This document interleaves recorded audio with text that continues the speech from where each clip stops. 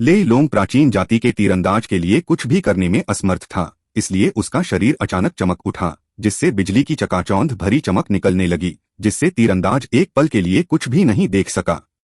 उसी क्षण एक 3 फुट का गोला उसकी ओर आया। प्राचीन जाति का तीरंदाज वास्तव में 7वें दर्जे का दिव्य होने का हकदार था। भले ही वह अंधा हो गया था और वज्र शक्ति उसकी दिव्य भावना को परेशान कर रही थी, फिर भी उसने इसे महसूस किया। वह तेजी से पीछे गिर गया क्योंकि उसने अपने धनुष से उसे रोक दिया था। धमाका!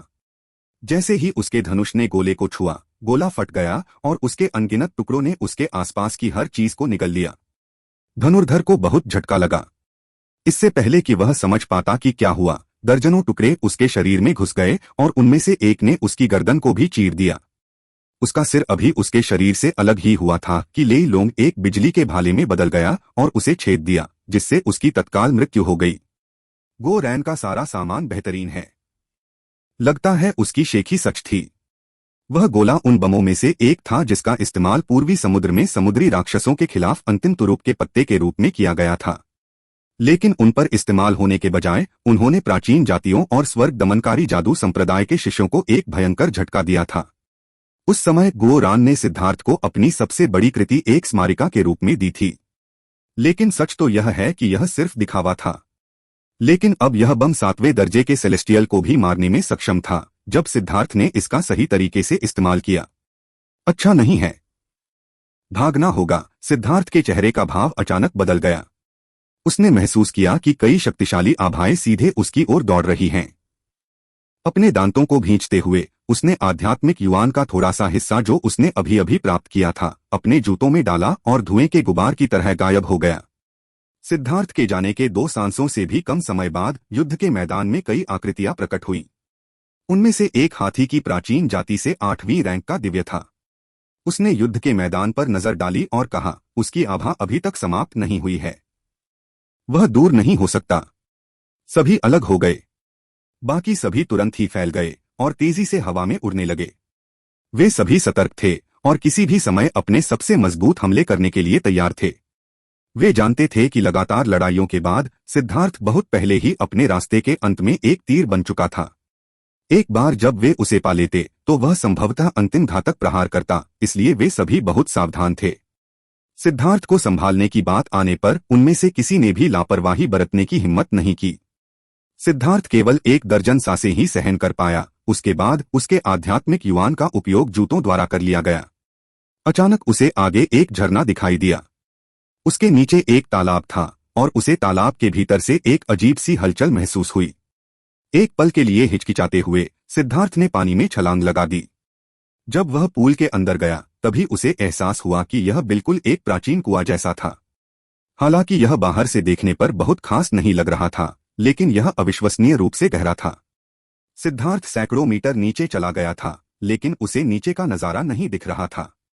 जब वह 1 मील से ज्यादा गहराई पर था तो उसने देखा कि पानी के ऊपर रोशनी का एक पर्दा बना हुआ था। प्रकाश में प्रवेश करते ही उसे एहसास हुआ कि यह एक अमर गुफा है। जब उसने पीछे देखा तो प्रकाश का पर्दा गायब हो चुका था और तालाब का पानी भी गायब हो चुका था। वह अनजाने में किसी खास स्थान पर पहुंच गया था। अचानक 8 पत्थर के खंभों के शीर्ष पर स्थित 8 मोती चमक उठे, जिससे यह अमर गुफा दिन के समान उज्ज्वल हो गई। इस रोशनी की मदद से वह स्पष्ट रूप से देखने में कामयाब रहा। यह अमर गुफा किसी प्राचीन महल के अंदर की तरह थी। 8 पत्थर के खंभों पर भयंकर जानवरों की नक्काशी थी। सिद्धार्थ ने उनमें से एक भी जानवर को नहीं पहचाना। इस कमरे में खड़े होकर उसने देखा कि सामने एक सिंहासन है। सिंहासन खाली था, लेकिन उसमें से शक्तिशाली दबाव निकल रहा था। सिंहासन के पीछे की दीवार पर 300 मीटर ऊंचा एक विशाल भित्तिचित्र था। इसमें अनगिनत जीव जंतु चित्रित थे। उड़ते हुए पक्षी, चलते फिरते जानवर, सभी शांति से रह रहे थे। उसे नहीं पता था कि यह गलत धारणा थी या नहीं, लेकिन जब उसने उन प्राणियों को देखा तो उसे लगा कि वे उसे देख रहे हैं, उसका मूल्यांकन कर रहे हैं। यह भित्तिचित्र दाव आकर्षण से भरा हुआ था। यह पेंटिंग निश्चित रूप से एक खजाना है। भित्तिचित्र को देखते हुए सिद्धार्थ की आंखों में एक ज्वलंत चमक दिखाई दी। तुम कैसे यकीन कर सकते हो? अचानक सिद्धार्थ के पीछे से एक आवाज गूंजी। सिद्धार्थ डर के मारे उछल पड़ा। बिना कुछ सोचे समझे उसने अपने बर्तन से उसके पीछे वार किया। लेकिन बर्तन को घुमाने के बाद वह यह देखकर हैरान रह गया कि बर्तन उसके हाथ से गायब हो गया था। इसके बजाय वह उसके पीछे खड़े एक बुजुर्ग के हाथ में आ गया। वह बूढ़ा, लंबा और दुबला-पतला था। उसने सियान रंग का लबादा पहना हुआ था और उसके सिर पर एक विद्वान की पट्टी बंधी हुई थी। वह बिल्कुल एक बूढ़े कन्फ्यूशियन विद्वान की तरह दिख रहा था। वह एक सरल और सुरुचिपूर्ण व्यक्तित्व वाला व्यक्ति था। बुजुर्ग व्यक्ति बर्तन को पकड़े हुए विचारों में खोया हुआ लग रहा था। उसने अपने दूसरे हाथ से उसे धीरे से सहलाया। बर्तन से वास्तव में एक गड़गड़ाहट जैसी आवाज निकली जो किसी बच्चे के रोने जैसी लग रही थी। जब मैंने तुम्हें बनाया था तो यह मेरे बचपन की यादों की याद में था। तुम मेरे दाऊदिल का सबूत थे।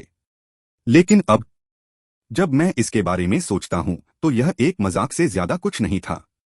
भगवान या अमर बनना इससे ज्यादा कुछ नहीं है। बुजुर्ग ने आह भरी। उसकी आंखें खो गई थीं क्योंकि वह अपनी यादों में डूब गया था।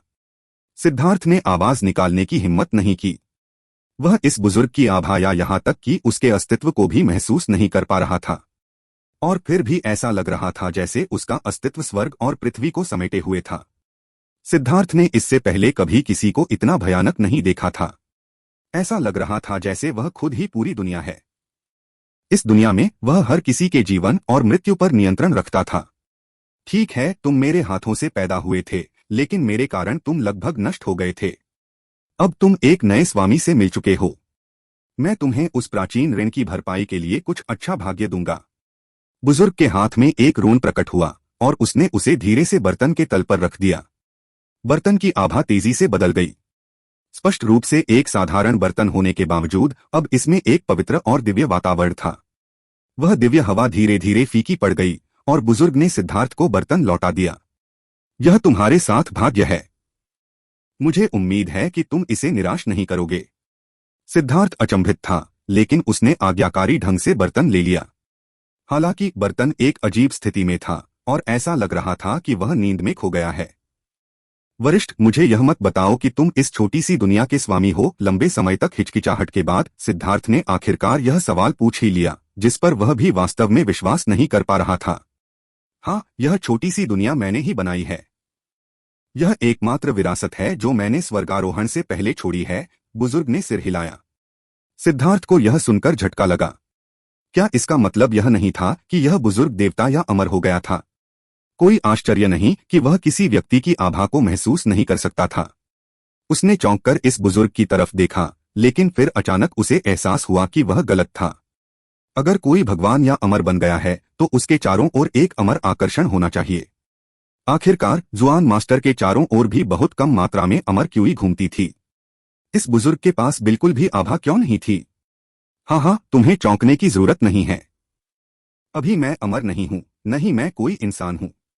अगर मैं सबसे करीबी शब्द चुनूं तो मैं अभिभूत हूँ। बुजुर्ग ने हल्के से मुस्कुराया।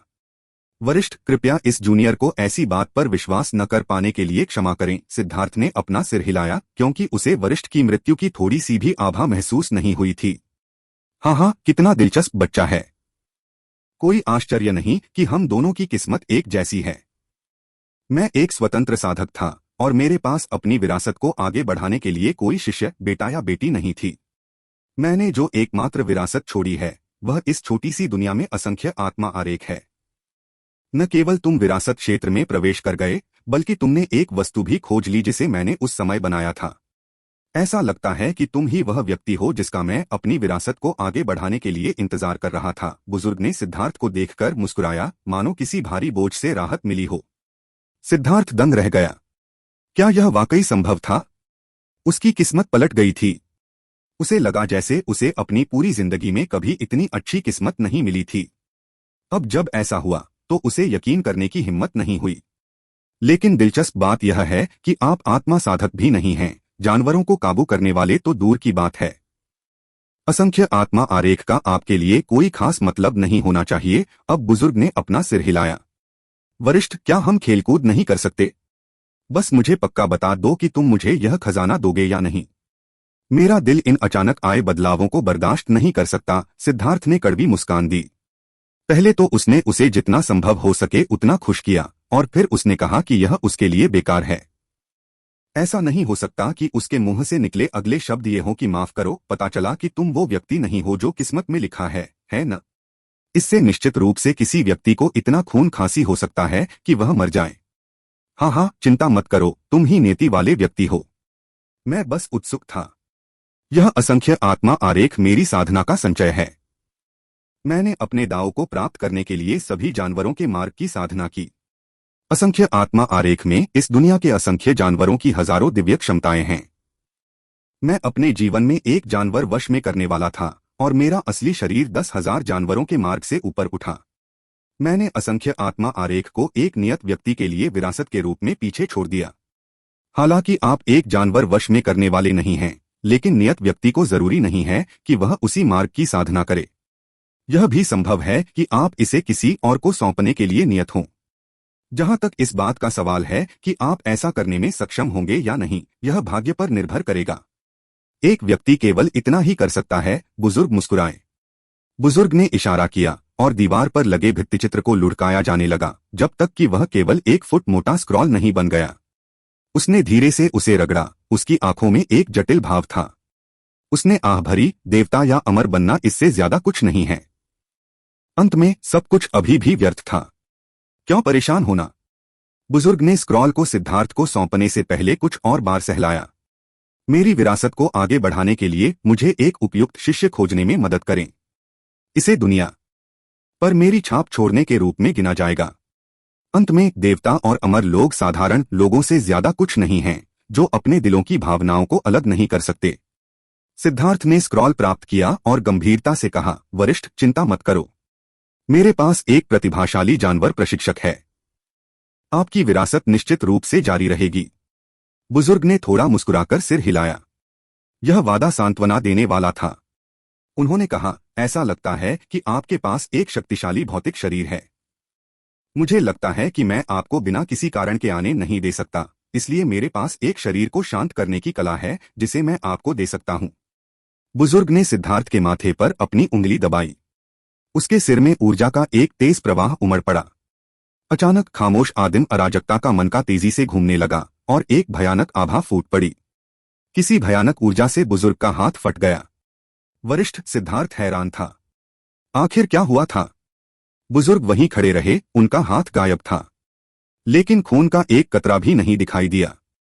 इस समय उनका शरीर अचानक बेहोश होने लगा। केवल अब सिद्धार्थ को एहसास हुआ कि इस बुजुर्ग के पास मांस का शरीर नहीं था, बल्कि वह केवल किसी प्रकार की ऊर्जा से बना था। तो यह वही था। बुजुर्ग ने सिद्धार्थ की तरफ देखा। वह मुस्कुराया और फिर जोर जोर से हंसने लगा। हाँ हाँ हाँ, गेम ब्रेकर आखिरकार सामने आ गया। हाँ हाँ हाँ। बुजुर्ग की हंसी सुनकर पूरा महल हिल गया। एक अवर्णनीय ऊर्जा उसे नष्ट करने की कोशिश कर रही थी। उसी समय बुजुर्ग की आकृति धुंधली होती गई। वरिष्ठ, सिद्धार्थ चिल्लाया, यह ठीक है। मेरा असली शरीर बहुत पहले ही नष्ट हो चुका था। यह मेरी विरासत की रक्षा करने की ईश्वरीय इच्छा का एक धागा मात्र है। अब जब मैं तुम्हें देख रहा हूं तो मैं बहुत ही सहज महसूस कर रहा हूं। मैं मूल रूप से बिना किसी चिंता के एक स्वतंत्र साधक था, लेकिन मैं फिर भी खेल में फंस गया। मेरा शरीर मारा गया, मेरा दांव नष्ट हो गया। मैं थोड़ा असंयमी था। बच्चे, तुम्हारे जीवन में मुसीबतों और दुर्भाग्य का आना तय है। तुम्हारे लिए बार बार कष्ट आएंगे, क्योंकि यह पूरी दुनिया तुम्हें खत्म करना चाहती है। गड़गड़ाहट। दुनिया बहुत तेजी से हिलने लगी, मानो वह टूटने वाली हो। बुजुर्ग के चेहरे पर व्यंग्यात्मक भाव उभर आया। उसने छत की ओर घृणा से देखा। इस छोटी सी दुनिया में भी अपनी इंद्रियों से बच पाना असंभव है। बुजुर्ग ने सिद्धार्थ से बात जारी रखी। बच्चे, मेरे पास अब ज्यादा समय नहीं है। चूंकि मैंने स्वर्गीय दाओस के रहस्यों को उजागर कर दिया है, इसलिए मुझे पहले ही पकड़ लिया गया है। हालांकि मैं अभी भी तुमसे ज्यादा कुछ नहीं कह सकता। तुम्हें भी सावधान रहना होगा। एक बार जब तुम एक निश्चित स्तर तक बड़े हो जाओगे तो स्वर्गीय दाओस तुम पर नजर रखेंगे। मजबूत बनने की पूरी कोशिश करो। बुजुर्ग व्यक्ति पारदर्शी हो गया। ऐसा लग रहा था जैसे धुएं का गुबार हो जो कभी भी गायब हो जाएगा, लेकिन वह अभी भी मुस्कुरा रहा था। वरिष्ठ, कृपया मुझे अपना नाम बताओ, सिद्धार्थ ने पुकारा। हालांकि उसे नहीं पता था कि क्या हो रहा है, लेकिन उसे पता था कि यह बुजुर्ग गायब होने वाला है। धूल से धूल, धरती से धरती। स्वर्गीय दाओस के चक्र में नाम का क्या मतलब है? चीजों को स्वाभाविक रूप से आने दो। बुजुर्ग पूरी तरह से गायब हो गया। उनके लापता होने के बाद दुनिया का कांपना बंद हो गया और वह अवर्णनीय ऊर्जा भी लुप्त हो गई। लेकिन सिद्धार्थ अभी भी सदमे में था। ऐसा लग रहा था कि एल्डर को स्वर्गीय दाओस के कुछ रहस्य पता थे, लेकिन उसने बस इतना कहा था कि वह गेम ब्रेकर था। उसने और कुछ कहने की हिम्मत नहीं की थी। कौन सा खेल?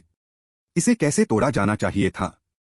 यह बुजुर्ग स्पष्ट रूप से ऊपर उठ गया था। एक देवता या अमर के स्तर पर एक अस्तित्व बन गया था। भले ही यह उसकी दिव्य इच्छा का एक धागा था, वह शायद इस दुनिया में एक बेजोड़ अस्तित्व था। लेकिन उस ऊर्जा के सामने उसके पास अभी भी प्रतिरोध करने की कोई क्षमता नहीं थी। इसके अलावा आदिम अराजकता मन का बुजुर्ग पर हमला क्यों करेगा? वह स्पष्ट रूप से उसकी दयालुता से मदद कर रहा था। सिद्धार्थ के दिमाग में अनगिनत सवाल घूम रहे थे। जितना ज्यादा वह इस बारे में सोचता, उतना ही ज्यादा हैरान होता। उसे ऐसा लगता था जैसे वह किसी भयानक पहेली में फंस गया हो। उसने स्क्रॉल खोला। उसने देखा कि असंख्य आत्मा आरेख के जानवर अभी भी मौजूद थे और यह अभी भी एक भयानक दबाव जारी कर रहा था। हालांकि वह नहीं जानता था कि इसका उपयोग कैसे करना है, सिद्धार्थ जानता था कि यह एक पूर्ण खजाना था। यह निश्चित रूप से कुछ ऐसा था जिसकी मेंक्यू को जरूरत थी।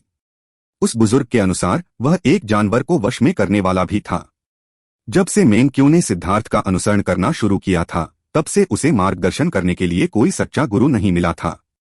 इस असंख्य आत्मा आरेख ने सिद्धार्थ को प्रसन्न किया। उन चीजों के बारे में सोचने का क्या मतलब है? मुझे देखने दो कि वहां और क्या खजाने हैं। सिद्धार्थ ने असंख्य आत्मा आरेख को एक तरफ रख दिया। वह चारों ओर देखने लगा। यह कभी एक आत्मा का तालाब था, लेकिन यह पहले ही सूख चुका है। एक कोने में उसने एक स्टैलेक्टाइट को लटकते हुए देखा, जो एक छोटे से तालाब के ऊपर था। हालांकि यह पहले ही सूख चुका था, लेकिन इससे असीम आध्यात्मिक क्यूई निकल रही थी। रुको, अभी भी 3 बूंदें बाकी हैं। सिद्धार्थ ने अचानक पूल के एक कोने में 3 अकेली बूंदें देखीं। वे 3 छोटे मोतियों की तरह थीं, और अगर ध्यान से न देखा होता तो वह उन्हें नोटिस नहीं कर पाता। कितनी सघन युवान आध्यात्मिक ऊर्जा! 3 बूंदें अपने हाथ में रखते ही वह युवान आध्यात्मिक ऊर्जा की भयावह मात्रा को महसूस करके चौंक गया। कितना खेदजनक! यह संभवतः इस पूरी छोटी दुनिया की युवान आध्यात्मिक ऊर्जा का संघनन था। लेकिन क्योंकि छोटी दुनिया खंडित हो गई थी, युवान आध्यात्मिक ऊर्जा धीरे धीरे लुप्त हो गई। यह थोड़ी सी मात्रा ही बची है। सिद्धार्थ ने अफसोस से आह भरी। इन 3 बूंदों के उतार चढ़ाव को महसूस करते हुए उसने अनुमान लगाया कि उनकी ऊर्जा 1 अरब युआन के स्पिरिट स्टोन से कम नहीं थी। आखिरकार यह स्थान छोटी दुनिया का केंद्र था, वह स्थान जहां उसका सारा सार इकट्ठा होता था। मुख्य समस्या यह थी कि उसकी साधना का आधार पहले ही उसके भौतिक शरीर की सीमाओं को पार कर चुका था, इसलिए उसके साधना आधार को बढ़ाने का कोई मतलब नहीं था। यह सही है। मुझे जल्दी से जल्दी मंदार बॉडी टैंपरिंग पिल को परिष्कृत करना चाहिए। सिद्धार्थ को अचानक मंदार घास का ख्याल आया जिसे उसने पहले चुना था। इसे मंदार बॉडी टैंपरिंग पिल में परिष्कृत किया जा सकता था, जो एक बेहद राक्षसी औषधीय गोली थी। 2 चीजें थीं जो इसे राक्षसी बनाती थीं, इसका राक्षसी प्रभाव और इसका राक्षसी दर्द। मंदार घास अत्यधिक जहरीली थी, लेकिन मंदार बॉडी टैंपरिंग पिल ऐसी चीज थी जो उस विषाक्तता का उपयोग शरीर की हर कोशिका को उत्तेजित करने के लिए करती थी, जिससे उन्हें ऐसा महसूस होता था कि वे संकट में हैं, ताकि वे मजबूत हो सकें। विषाक्तता बढ़ाने से मजबूती का प्रभाव बढ़ जाता था। सिद्धार्थ ने एक गोली भट्ठी निकाली और बस शुरू करने ही वाला था कि उसके मन समुद्र में पोषित हो रहा धधकता ड्रैगन कड़ाही अपने आप बाहर आया और सीधे उसकी गोली भट्ठी को तोड़ दिया। इससे सिद्धार्थ के चेहरे पर भाव बदल गए। अचानक उसे ब्लेजिंग ड्रैगन कॉल्ड्रॉन से एक संदेश मिला और वह हंस पड़ा। ब्लेजिंग ड्रैगन कॉल्ड्रॉन ने कहा कि उसे कीमिया के लिए अन्य गोली भट्टियों का उपयोग करने की कोई आवश्यकता नहीं थी। वह इसे नीचा दिखा रहा था। वह इसे मजेदार मानने से खुद को नहीं रोक पाया, लेकिन वह ब्लेजिंग ड्रैगन कॉल्ड्रॉन की उच्च गुणवत्ता से भी हैरान था। न केवल यह अपने विचारों को पूरी तरह से व्यक्त करने में सक्षम था, बल्कि यह स्मार्ट भी था। सिर्फ एक आइटम स्पिरिट होने के बावजूद यह कम से कम एक बच्चे जितना बुद्धिमान था। लेकिन उसका स्वभाव भी एक बच्चे जैसा था। वह प्रतिस्पर्धी था, यहाँ तक कि उसने सिद्धार्थ द्वारा इस्तेमाल की जा रही अच्छी गोलियों की भट्टी को भी तोड़ दिया। यदि आप मंदार बॉडी टैंपरिंग पिल को ठीक से परिष्कृत नहीं कर सकते, तो हमारे सामने समस्या खड़ी हो जाएगी। अपनी गोली भट्टी को तोड़कर सिद्धार्थ के पास कोई और विकल्प नहीं था। वह केवल धधकते ड्रैगन कड़ाही का उपयोग कर सकता था। धधकती ड्रैगन कढ़ाई धीरे धीरे हवा में घूम रही थी। उसके चारों ओर प्रकाश का एक हल्का सा प्रभामंडल था। उसने एक बार फिर उसे संदेश भेजा। इस बार उसने कहा कि उसका कोर बुरी तरह से क्षतिग्रस्त हो गया है, जिससे वह लड़ नहीं सकता। लेकिन कीमिया ने उसकी कोर ऊर्जा का उपयोग नहीं किया। वास्तव में यह उसे तेजी से ठीक होने में मदद करेगा। इससे सिद्धार्थ को झटका लगा। वास्तव में इसमें ऐसी क्षमता थी। उसने वास्तव में एक खजाना उठाया था। भविष्य में वह ब्लेजिंग ड्रैगन कॉल्ड्रॉन को पूरे दिन गोलियां परिष्कृत करने देगा। मंदार घास को बाहर निकालकर वह उसे पाउडर में बदलने ही वाला था कि ब्लेजिंग ड्रैगन कॉल्ड्रॉन ने उसे अपने आप ही अंदर खींच लिया। सिद्धार्थ यह देखकर हैरान रह गया कि ब्लेजिंग ड्रैगन कॉल्ड्रॉन में औषधीय पाउडर में सामग्री को परिष्कृत करने और उन्हें संग्रहित करने के लिए अपना अलग स्थान था। सिद्धार्थ ने औषधीय सामग्री का एक बड़ा बैच निकाला और ब्लेजिंग ड्रैगन कॉल्ड्रॉन ने उन सभी को चूस लिया, उन्हें पाउडर में परिष्कृत किया। इसमें वास्तव में अपनी खुद की ज्वाला ऊर्जा थी, जिसका उपयोग औषधीय ऊर्जा को शुद्ध करने के लिए किया जा सकता था। धधकते ड्रैगन कढ़ाई के आह्वान को महसूस करते हुए सिद्धार्थ ने अपनी लपटें उसके अंदर भेज दीं। उस पर अनगिनत रून जल उठे और 2 ड्रैगन के आकार के रून चमकने लगे, जिससे कढ़ाई के मुंह के ऊपर एक रूनिक अवरोध बन गया। एक बार जब यह प्रकाश अवरोध बन गया तो सिद्धार्थ ने देखा कि स्वर्ग और पृथ्वी की आध्यात्मिक क्यूई अंदर आ रही है।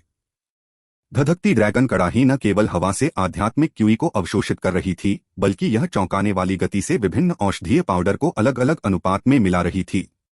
जैसे ही पाउडर एक दूसरे में मिल गए, अशुद्धियां प्रकाश अवरोध से बाहर निकल गईं। यह वास्तव में आध्यात्मिक क्यूई को चूसते हुए दूसरी शुद्धि से गुजर रहा था। सिद्धार्थ यह देखकर अचंभित रह गया। उसका दिल खुशी से उछल पड़ा। यह धधकती ड्रैगन कढ़ाई बिल्कुल अद्भुत थी। सिर्फ 1 दर्जन सांसों में गोलियों का पहला बैच परिष्कृत हो गया। उनमें से 9 थे, सभी शीर्ष ग्रेड के। वे काले बिच्छुओं में बदल गए जिन्होंने अचानक प्रकाश अवरोध पर हमला किया। ये शीर्ष श्रेणी की मंदार बॉडी टैंपरिंग गोलियां थीं। शीर्ष श्रेणी की गोलियों में आध्यात्मिकता थी और वे गोली की विशेषताओं के आधार पर प्राणियों में बदल जाती थीं। मंदार बॉडी टैंपरिंग पिल एक जहरीली गोली थी जिसमें भयंकर शक्ति थी। इसलिए जिस प्राणी में यह परिवर्तित हुई वह भी विस्फोटक और भयंकर था। धधकते ड्रैगन कढ़ाई को हिलाया गया और वे बिच्छू गायब हो गए तथा आज्ञाकारी ढंग से नीचे पड़ी गोलियों में बदल गए। सिद्धार्थ ने एक सिक्का निकाला। उसने भावुक होकर आह भरी। इस बार उसने स्वर्ग को चुनौती देने वाला खजाना उठाया था। ब्लेजिंग ड्रैगन कॉल्ड्रॉन ने अतीत में जो भी गोलियां परिष्कृत की थीं, उन्हें याद रखा जाएगा। गोली का फार्मूला, विलय की प्रक्रिया, शोधन प्रक्रिया, ज्वाला में परिवर्तन और सभी विभिन्न वर्जनाएं याद रखी गई थीं। यही कारण था कि ब्लेजिंग ड्रैगन कॉल्ड्रॉन को केवल ज्वाला और आध्यात्मिक शक्ति प्रदान करने की आवश्यकता थी। सिद्धार्थ ने गोलियों को परिष्कृत करने का इतना आसान तरीका कभी नहीं देखा था। ब्लेजिंग ड्रैगन कॉल्ड्रॉन, आपकी विलय प्रक्रिया में कई छोटी मोटी गलतियां थीं। लो, यह आजमाओ। सिद्धार्थ ने ब्लेजिंग ड्रैगन कॉल्ड्रॉन को अपनी विलय विधि और लॉ में बदलाव के बारे में बताया।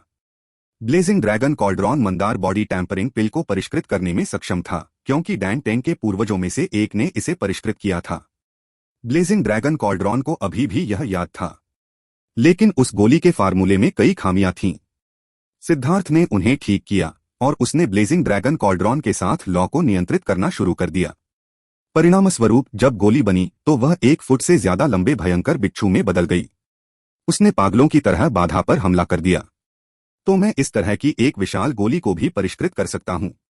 इसके अलावा इस बिच्छू की हमला करने की शक्ति शायद किसी भी फाउंडेशन फोर्जिंग विशेषज्ञ को मारने के लिए पर्याप्त है। सिद्धार्थ चौंक गया।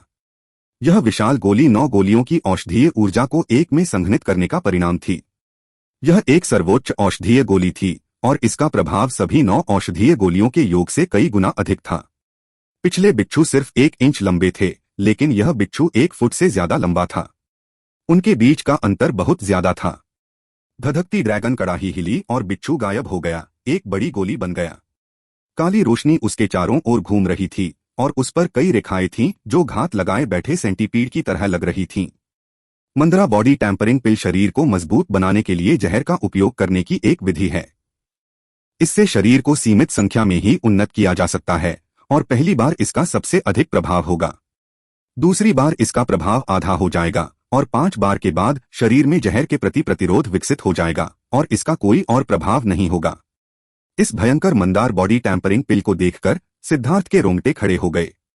उसे आश्चर्य हुआ कि क्या वह वास्तव में पागल था। भाड़ में जाए। सिद्धार्थ ने अपने दांत भींच लिए। अपनी आंखें बंद करके उसने विशाल मंदार बॉडी टैंपरिंग पिल को अपने मुंह में डाल लिया। ब्लडकिल हॉल के हत्यारों और प्राचीन जाति विशेषज्ञों की शक्ति को देखने के बाद जो उसके पीछे भेजे गए थे, सिद्धार्थ के पास इस जहर की गोली को खाने के अलावा कोई विकल्प नहीं था। हालांकि सिद्धार्थ ने डैन चू को मार दिया था, लेकिन उसके पास यह मानने के अलावा कोई विकल्प नहीं था कि इसमें किस्मत की भूमिका थी। लेकिन वह किस्मत उसकी अपनी शक्ति और षड्यंत्र से बनी थी। जहां तक जुड़वा हत्यारों का सवाल है, तो उन्होंने अचानक पलटवार करने के लिए आर्म गार्ड और बूटों पर भरोसा किया था। लेकिन इस तरह की बात सिर्फ एक बार ही होगी। दूसरी बार यह अप्रभावी होगी।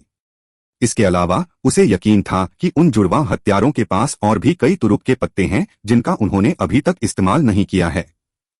उसने तीनों प्राचीन जाति विशेषज्ञों को नहीं देखा था, लेकिन वह उनमें से प्रत्येक से गंभीर खतरे की भावना को महसूस कर सकता था। उनमें से प्रत्येक के पास मौत के कगार तक उससे लड़ने की शक्ति थी। यह अज्ञात था कि क्या यह सिद्धार्थ था जो भाग्यशाली था या डैन चू जो बदकिस्मत था, लेकिन उसने सिद्धार्थ को अपनी आध्यात्मिक युवान और ज्वाला ऊर्जा का इतना अधिक हिस्सा चुराने की अनुमति दी थी, जिसके कारण उसे एक आसान जीत से अपनी जान गंवाने की स्थिति में जाना पड़ा। अगर सिद्धार्थ डैन चू से लड़ते समय अपनी चरम अवस्था में होता, तो शायद कोई और निष्कर्ष निकलता। डैन चू शुरू से ही उससे पूरी ताकत से लड़ता, सिद्धार्थ को कोई मौका नहीं देता। आत्मा भक्षण करने वाली बैंगनी लॉ बहुत शक्तिशाली थी, और अगर वे शुरू से ही पूरी ताकत से लड़ना शुरू कर देते तो सिद्धार्थ को बहुत नुकसान होता, क्योंकि उनकी लपटें एक समान स्तर की भी नहीं थीं। वह डैन चू को धीरे धीरे धोखा देकर उसे मारने में इसलिए कामयाब हो पाया क्योंकि सिद्धार्थ ने उसके पिछले दुर्भाग्य से फायदा उठाया था।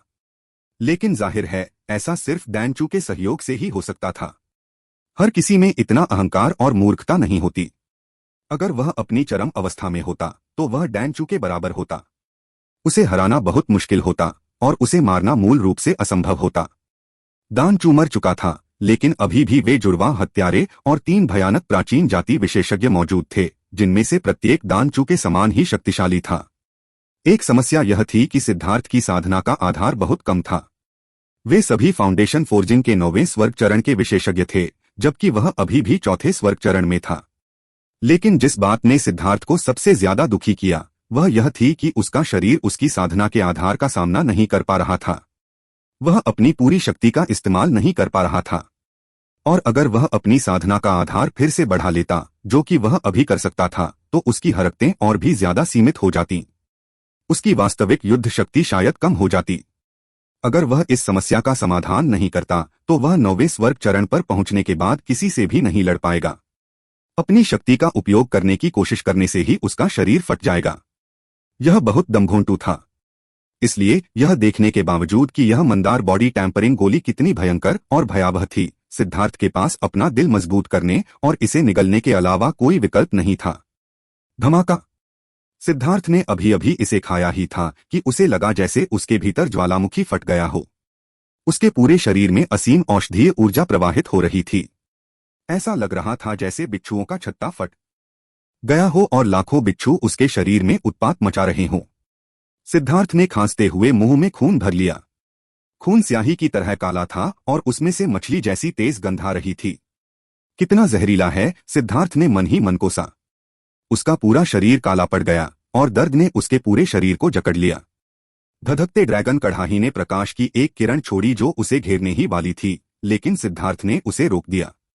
मत करो, मैं इसे सहन कर सकता हूं। सिद्धार्थ थोड़ा भावुक हो गया। ब्लेजिंग ड्रैगन कॉल्ड्रॉन वास्तव में उसके जहर से मरने के बारे में चिंतित था और उसकी मदद करना चाहता था। वह उसके शरीर से जहर निकालने के लिए अपनी बची हुई थोड़ी सी कोर ऊर्जा का उपयोग करने के लिए भी तैयार था। यह एक बड़ा बलिदान था, लेकिन सिद्धार्थ को इस जहर को अपने शरीर के हर इंच में फैलाना था। वह पलटवार नहीं कर सकता था। उसे अपने शरीर के हर हिस्से को खोलना था ताकि जहर हर कोशिका को संक्रमित कर सके। हालांकि उसे लगता था कि वह दर्द को अच्छी तरह सहन कर सकता है, लेकिन वह दर्द को सहन नहीं कर पा रहा था। उसके माथे की नसें उभर आई थीं और उसकी आंखें बाहर निकल आई थीं। उसे लगा जैसे उसका शरीर फटने वाला है, लेकिन उसने हठपूर्वक अपने दांत भींचे और दर्द को सहन किया। उसने अपने दांत भींचे जिससे खून टपकने लगा। मंदार बॉडी टैंपरिंग पिल का सबसे ज्यादा असर पहली बार हुआ। उसे इस मौके का इस्तेमाल अपने शरीर की क्षमता को हिंसक तरीके से उत्तेजित करने के लिए करना था। जितना अधिक उसके शरीर को ऐसा महसूस होता कि वह मरने वाला है, उतना ही अधिक उसका शरीर जहर के खतरे के तहत बढ़ने का प्रयास करता। सिद्धार्थ को अपने शरीर पर पूरा भरोसा था। वह निश्चित रूप से यह सब सहन कर सकता था। एकमात्र सवाल यह था कि वह दर्द की पीड़ा सहन कर सकता था या नहीं। कई सांस लेने के बाद सिद्धार्थ जमीन पर पड़ा हुआ छटपटा रहा था, लेकिन उसने चिल्लाने या इधर-उधर लुढ़कने से बचने की पूरी कोशिश की। किसी भी हरकत से ऊर्जा बर्बाद होती। उसे बस इतना करना था कि अपनी सारी ताकत दर्द सहने पर केंद्रित कर दे। वह अपनी सारी ताकत बर्बाद नहीं कर सकता था। 20 घंटे बीत गए, फिर दर्द धीरे धीरे कम होने लगा। सिद्धार्थ एक मरे हुए कुत्ते की तरह पड़ा रहा। उसने 2 अगरबत्ती जलाने के बराबर समय आराम किया, फिर उठकर बैठ गया। जहर का असर कम हो गया है। लगता है कि मैंने जो एंटीटॉक्सिन गोलियां बनाई थीं, वो बेकार थीं। मेरा शरीर मेरी उम्मीद से भी ज्यादा मजबूत है। सिद्धार्थ ने एक सफेद गोली रख ली। मरने के डर से उसने ये एंटीटॉक्सिन गोली बनाई थी, लेकिन आखिर में उसे इसकी जरूरत नहीं पड़ी। धधकते ड्रैगन कॉल्ड्रॉन, चलो जारी रखें और कुछ और परिष्कृत करें। सिद्धार्थ ने ब्लेजिंग ड्रैगन कॉल्ड्रॉन को वापस अपने पास बुलाया और एक बार फिर मंदार बॉडी टैंपरिंग पिल्स को परिष्कृत करना शुरू कर दिया। जब जहर उसके शरीर से पूरी तरह से बाहर नहीं निकला था, तो उसने इस समय का फायदा उठाया और एक और गोली खा ली, जिससे उसका असर कई गुना बढ़ गया। सामान्यतः लोगों को तब तक इंतजार करना पड़ता था जब तक कि जहर पूरी तरह से बाहर न निकल जाए, अन्यथा जहर के प्रभाव से उनकी मृत्यु हो जाती थी। लेकिन सिद्धार्थ ने पाया कि उसका शरीर उसकी अपेक्षा से कहीं ज्यादा मजबूत था। अपने शरीर को जितना संभव हो सके उतना मजबूत बनाने के लिए उसे आगे बढ़ाना पड़ा। केवल अपने शरीर को सीमा तक मजबूत करके ही वह अपने अमर मंचों की पूरी शक्ति को उन्मुक्त करने में सक्षम हो सकेगा, और केवल तभी वह बिना किसी चिंता के अपने साधना आधार को बढ़ा सकेगा। परिणामस्वरूप सिद्धार्थ ने एक को परिष्कृत किया और फिर एक को बार बार खाया। 5 मंदार बॉडी टैंपरिंग गोलियों के बाद सिद्धार्थ को 5 बार उसी यातना से गुजरना पड़ा। इस समय तक उसके शरीर ने पहले से ही मंदार बॉडी टैंपरिंग गोली के खिलाफ प्रतिरोध विकसित कर लिया था, और यह अब उसके शरीर को उत्तेजित नहीं कर सकता था।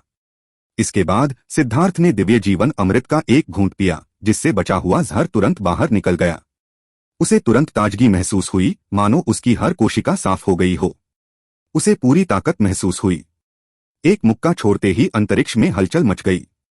सिद्धार्थ को लग रहा था कि वह स्वर्ग और पृथ्वी को नष्ट कर सकता है। हालांकि यह शेखी बघारने जैसा था, लेकिन उसे विश्वास था कि अपने भौतिक शरीर की वर्तमान शक्ति से वह एक मुक्का मारकर 7वें दर्जे के सेलेस्टियल को तुरंत मार सकता है। उसने अपनी छाती को कई बार पीटा, जिससे जोरदार गड़गड़ाहट की आवाज आई। पूरे कमरे में लगभग धातु की आवाज गूंज रही थी।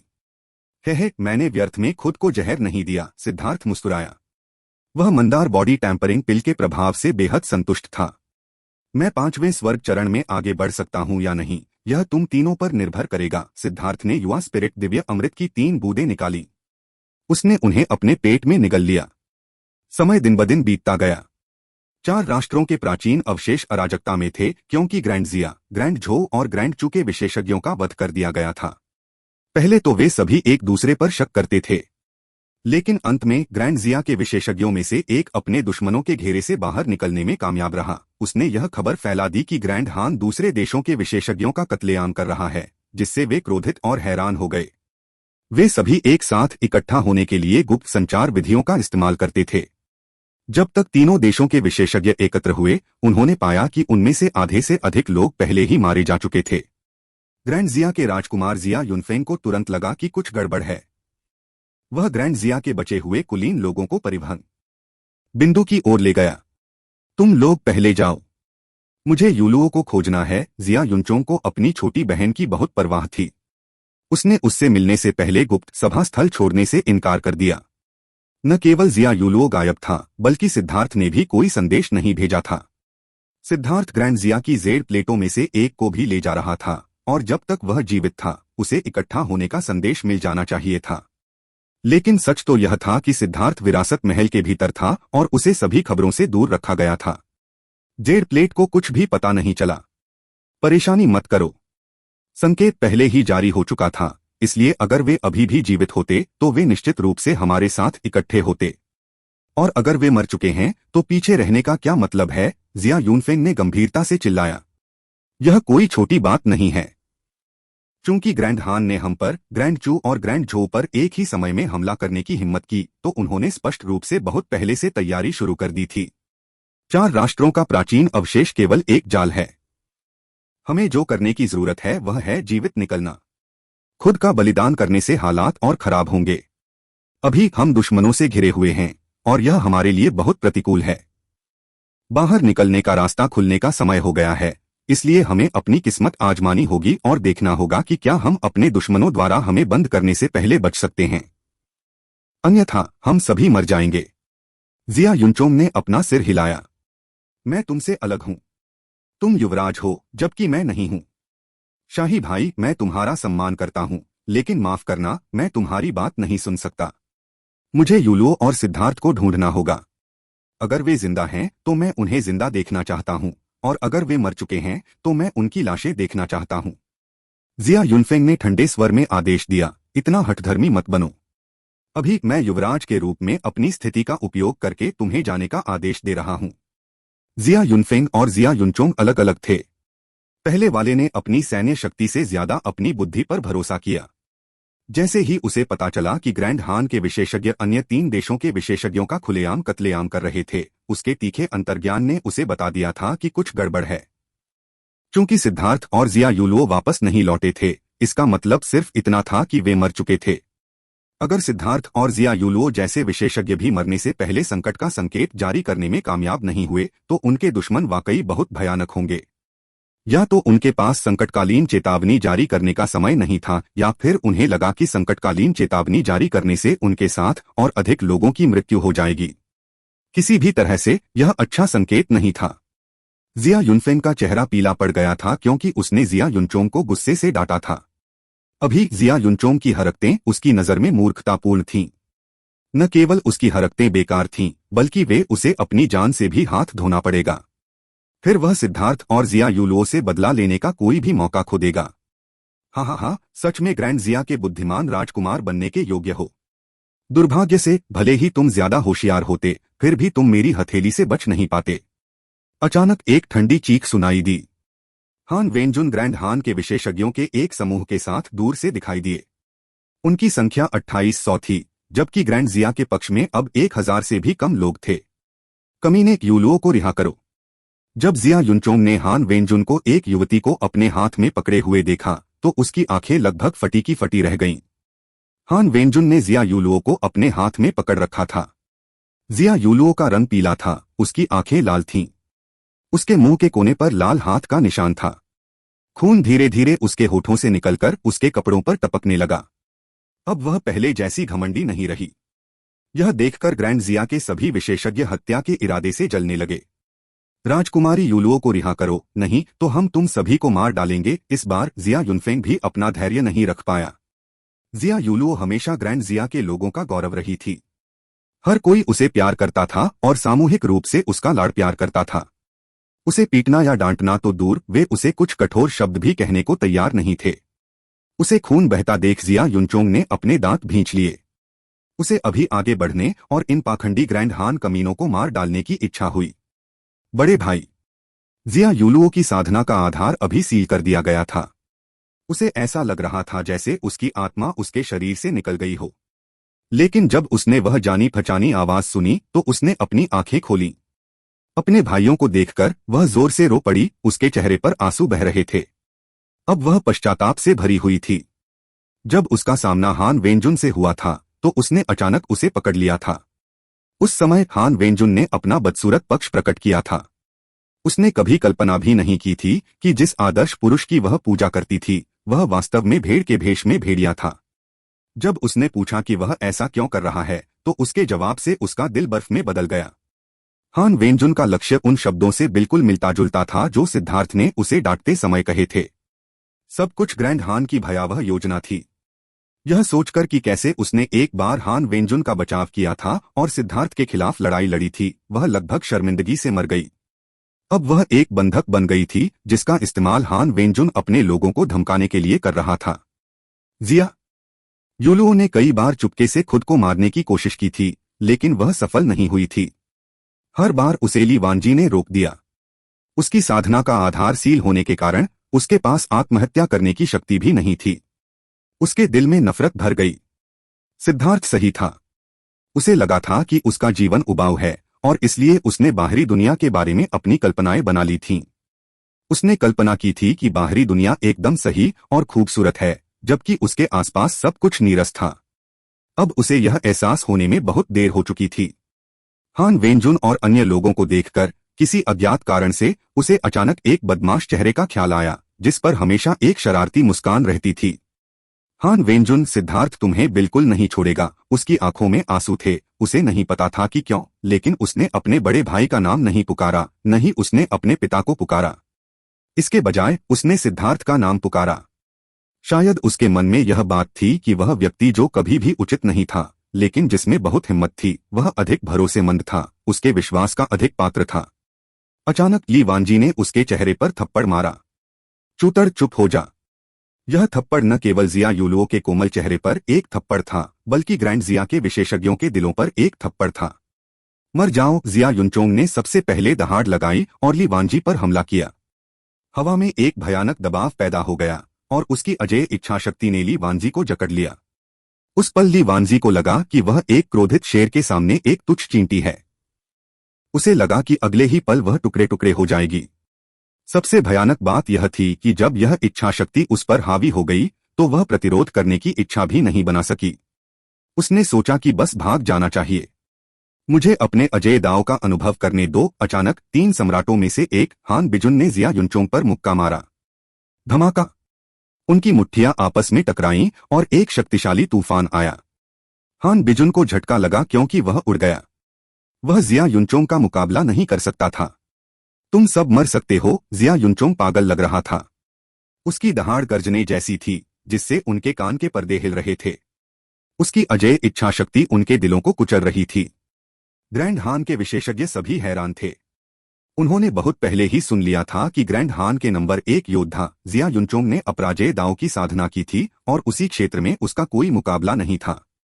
अब जब उन्होंने यह देखा तो उन्हें आखिरकार उन लोगों का आतंक समझ में आ गया जिन्होंने इस दांव की साधना की थी।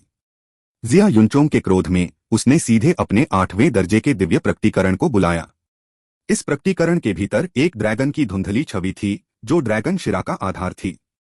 आमतौर पर यह भ्रामक आकृति चकाचौंध करने वाली रोशनी छोड़ती थी, लेकिन अब यह फीकी थी क्योंकि ग्रैंड जिया की ड्रैगन नस से इसका कनेक्शन टूट गया था। मैं भी इसे आजमाना चाहता हूं। यह देखकर कि हान बिजुन उसे रोकने में असमर्थ था, हान किजुन भी इसमें शामिल हो गया।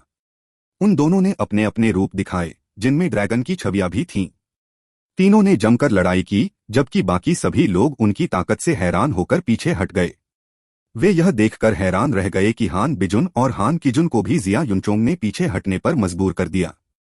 शाही भाई, चलो उन्हें मार डालें। ग्रैंड जिया के अन्य राजकुमारों में से एक ने जिया युनफेंग को चुपके से एक सुझाव देने से खुद को नहीं रोक सका। हम नहीं कर सकते। यूलुओ उनके हाथों में है। हमारे हाथ बंधे हुए हैं। जिया युनफेंग का दिमाग तेजी से काम कर रहा था क्योंकि वह कोई उपाय निकालने की कोशिश कर रहा था, लेकिन वह नहीं कर सका। एक सवाल ऐसा था जिसका जवाब उसे नहीं पता था। ग्रैंड हान स्पष्ट रूप से पर्याप्त मजबूत नहीं थे, इसलिए वे अन्य 3 देशों पर निडरता से हमला करने की हिम्मत कैसे कर सकते थे। अगर जिया यूलुओ उनके हाथ में नहीं होता और उनके दोनों पक्ष इस समय लड़ते तो ग्रैंड हान उन पर कोई फायदा नहीं उठा पाते। यही बात उसे सबसे ज्यादा बेचैन कर रही थी।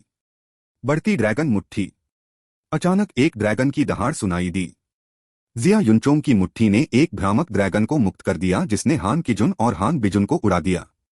वे दोनों चौंक गए। उन दोनों को उनके ड्रैगन नस का भी समर्थन प्राप्त था और वे 8वें दर्जे के सेलेस्टियल भी थे, लेकिन एक साथ काम करने के बावजूद वे जिया युनचोंग के मुकाबले में नहीं थे। जिया युनचोंग एक गुस्सैल शेर की तरह था जो असीम हत्या के इरादे से हमला कर रहा था। हवा में खड़ा वह एक अजेय युद्ध देवता की तरह था जो उन सभी को नीचे देख रहा था। उसने एक बार फिर मुक्का मारा। ठीक इसी समय ली वांजी उन दोनों के सामने से उड़ी। ऐसा नहीं था कि वह जिया युनचोंग को रोकने के लिए पर्याप्त शक्तिशाली थी, लेकिन उसके हाथ में एक सुरक्षात्मक ताबीज था। जिया युनचोंग ने जल्दी से अपनी मुट्ठी वापस खींची और ली वांजी को घूरते हुए पीछे हट गया। उसकी हत्या की मंशा बढ़ती जा रही थी। यी वांजी ने जिया यूलुओ की गर्दन पकड़ रखी थी। जिया यूलुओ संघर्ष करना चाहती थी, लेकिन वह ऐसा करने में असमर्थ थी क्योंकि उसकी साधना का आधार सील था। उसे केवल ली वांजी ही उठा सकता था। ताली की आवाज गूंजी और हान वेंजुन बाहर निकलकर प्रशंसा करते हुए बोले, सचमुच ग्रैंड जिया के अजय दाव योद्धा होने के योग्य। इस तरह की युद्ध शक्ति सराहनीय है। हालांकि आपके पास आपका अजय दाव हो सकता है, लेकिन मेरे पास मेरा अपना अजय कार्ड है। मुझे आश्चर्य है उनमें से कौन सा वास्तव में अजय है। घुटने टेको। हान वेंजुन अपने हाथों को पीठ के पीछे करके खड़ा था और जिया युनचोंग को ठंडे अंदाज में देख रहा था। यी वांजी ने जिया यूलुओ की गर्दन पर अपना हाथ कस दिया, जिससे गर्दन में गड्ढा बन गया।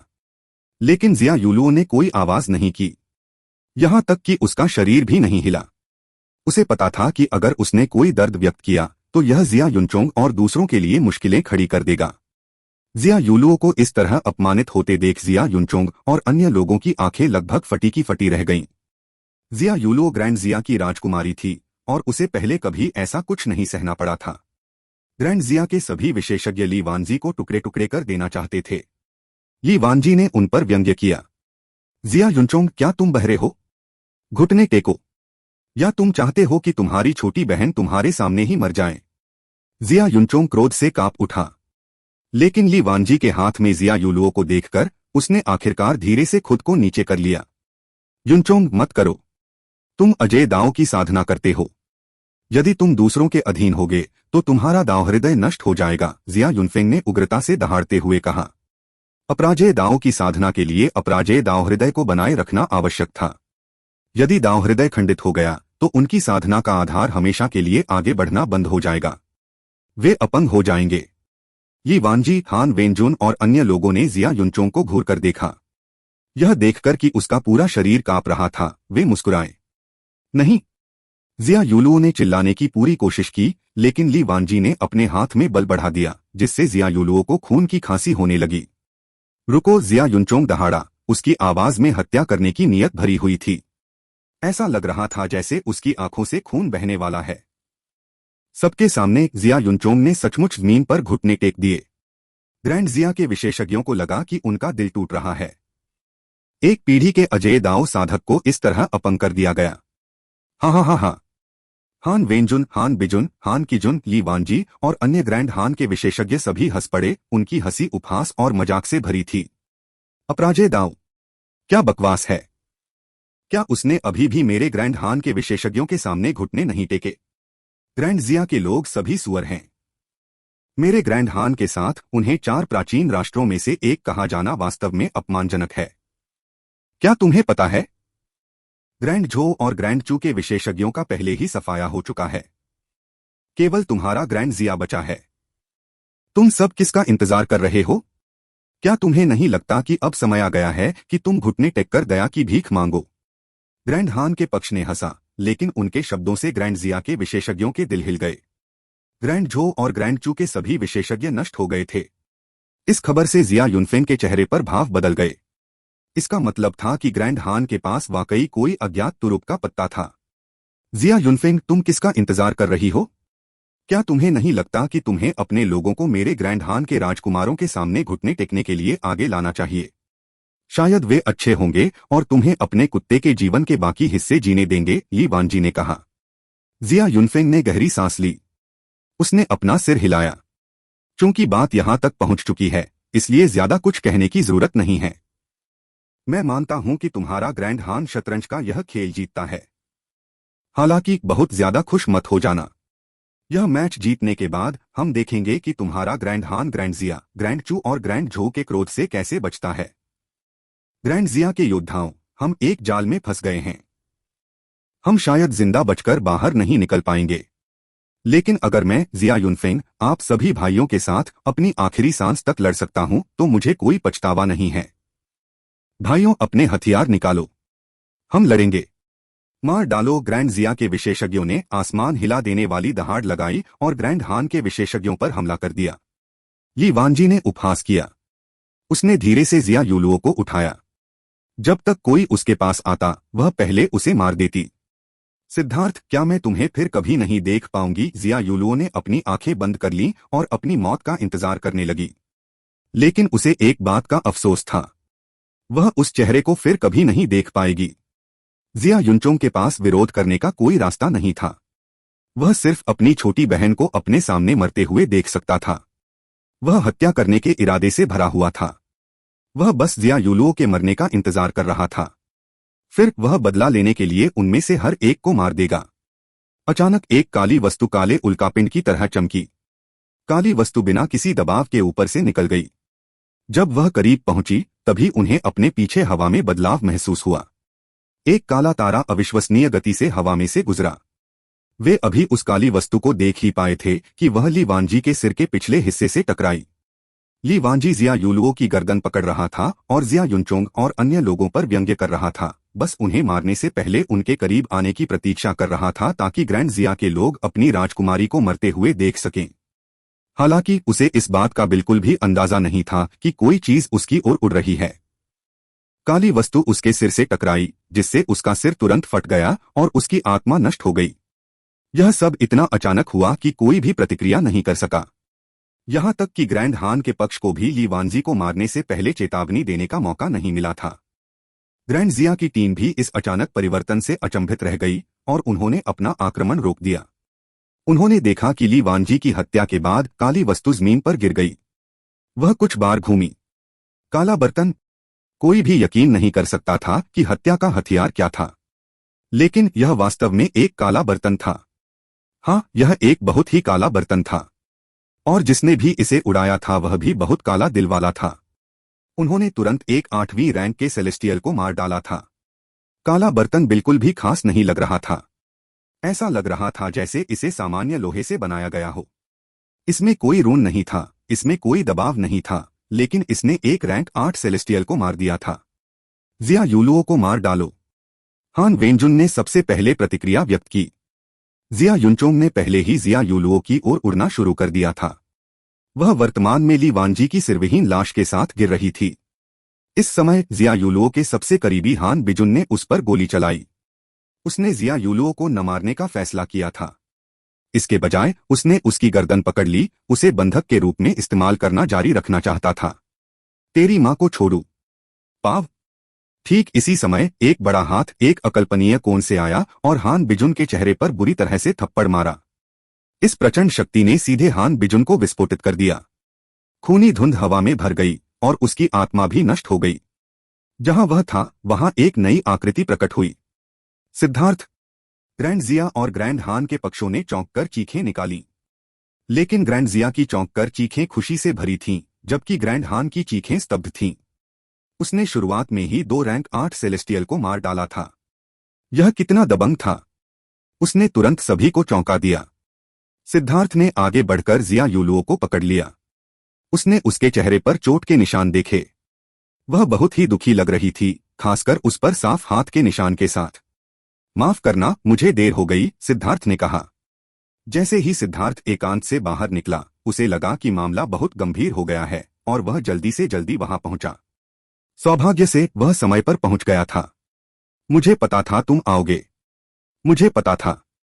जिया यूलुओ ने सिद्धार्थ की बाहों में भरकर विलाप किया। उसकी आवाज इतनी भारी थी कि इससे सिद्धार्थ को दर्द हुआ। ठीक है, बस इतना ही काफी है। तुम्हें खुद को तैयार करना होगा। यह अभी खत्म नहीं हुआ है। आगे अभी भी एक कठिन लड़ाई होने वाली है। सिद्धार्थ ने जिया यूलुओ की पीठ को धीरे से सहलाया। उसका आध्यात्मिक युवान उसके शरीर में प्रवाहित हुआ, जिससे उसकी साधना के आधार की सील खुल गई। उसने उसे एक रिकवरी गोली भी दी। भाई लॉन्ग, तुम वापस आ गए। बहुत बढ़िया। यह देखकर कि जिया यूलुओ बच गई थी, जिया यूनफेंग की आवाज सिसकियों से भर गई। उसके दिल में उसकी छोटी बहन की जिंदगी उसकी जिंदगी से ज्यादा महत्वपूर्ण थी। देरी के लिए माफी चाहता हूं। तुम्हें तैयार रहना चाहिए। असली लड़ाई अब शुरू होगी। सिद्धार्थ ने जिया यूलुओ को जिया युनफेंग को सौंप दिया। बर्तन उठाकर वह हवा में उड़ गया। खून पीने वाला उसके कंधे पर टिका हुआ था और हत्या का इरादा उसके अंदर से निकल रहा था। ब्लडकिल हॉल प्राचीन जातियों और पिल टॉवर के बेवकूफों, क्या तुम लोग बस मेरा तुम्हारे जाल में फंसने का इंतजार नहीं कर रहे थे? खैर, मैं सिद्धार्थ पहले ही आ चुका हूं। इसलिए बाहर आओ और अपनी मौत का सामना करो। सिद्धार्थ की चीख ने 9 आसमान हिला दिए। सभी दिशाओं में भयानक आभामंडल उठने लगा। दर्जनों आकृतियां प्रकट हुईं, जिन्होंने सभी को घेर लिया। इन लोगों को देखकर जिया युनफेंग, जिया युनचोंग और अन्य लोगों के हाव भाव पूरी तरह बदल गए। अब उन्हें आखिरकार पता चल गया कि ग्रैंड हान किस पर भरोसा कर रहा था। 80 से अधिक नए लोग थे। उनमें से 5 रैंक 8 सेलेस्टियल थे, 27 रैंक 7 सेलेस्टियल थे और बाकी सभी रैंक 6 सेलेस्टियल थे। जिया युनचोंग के लिए सबसे चौंकाने वाली बात यह थी कि पांचों रैंक 8 दिव्यों के पास अविश्वसनीय रूप से भयानक आभा थी, जैसे अचल पहाड़। उसे अचानक ऐसा महसूस हुआ कि वह संभवतः उन्हें हरा नहीं सकता। जब उसके दिल में यह भावना पैदा हुई तो जिया युनचोंग को थोड़ी उदासी महसूस हुई। उसे कभी भी अपने जैसे ही किसी व्यक्ति का सामना करते समय इस तरह की भावना का अनुभव नहीं हुआ था। वह जानता था कि उसका दाव-हृदय नष्ट हो चुका है, लेकिन उसे इसका कोई अफसोस नहीं था। अगर वह घुटने टेककर खुद को रोक नहीं पाता तो सिद्धार्थ अपनी छोटी बहन को बचाने के लिए समय पर वापस नहीं आ पाता। सिद्धार्थ, देखते हैं इस बार तुम कहां भागते हो। ब्लडकिल हॉल के जुड़वा हत्यारे सिद्धार्थ को घूर रहे थे। जाहिर है पिछली बार सिद्धार्थ को न मारना उनकी अपनी लापरवाही थी। अब वे अपनी प्रतिष्ठा वापस पाने के लिए उसे जरूर मार देंगे। बेवकूफ, क्या पिछली बार मैं ही भागा था? सिद्धार्थ ने कहा।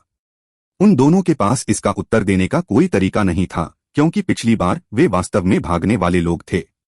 यदि प्राचीन जाति के विशेषज्ञ समय पर नहीं आते तो वे पहले ही मर चुके होते।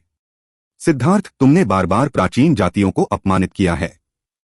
आज 4 राष्ट्रों के प्राचीन अवशेष तुम्हारी कब्रगाह बनेंगे, विशाल ईगल रेस विशेषज्ञ ने कहा।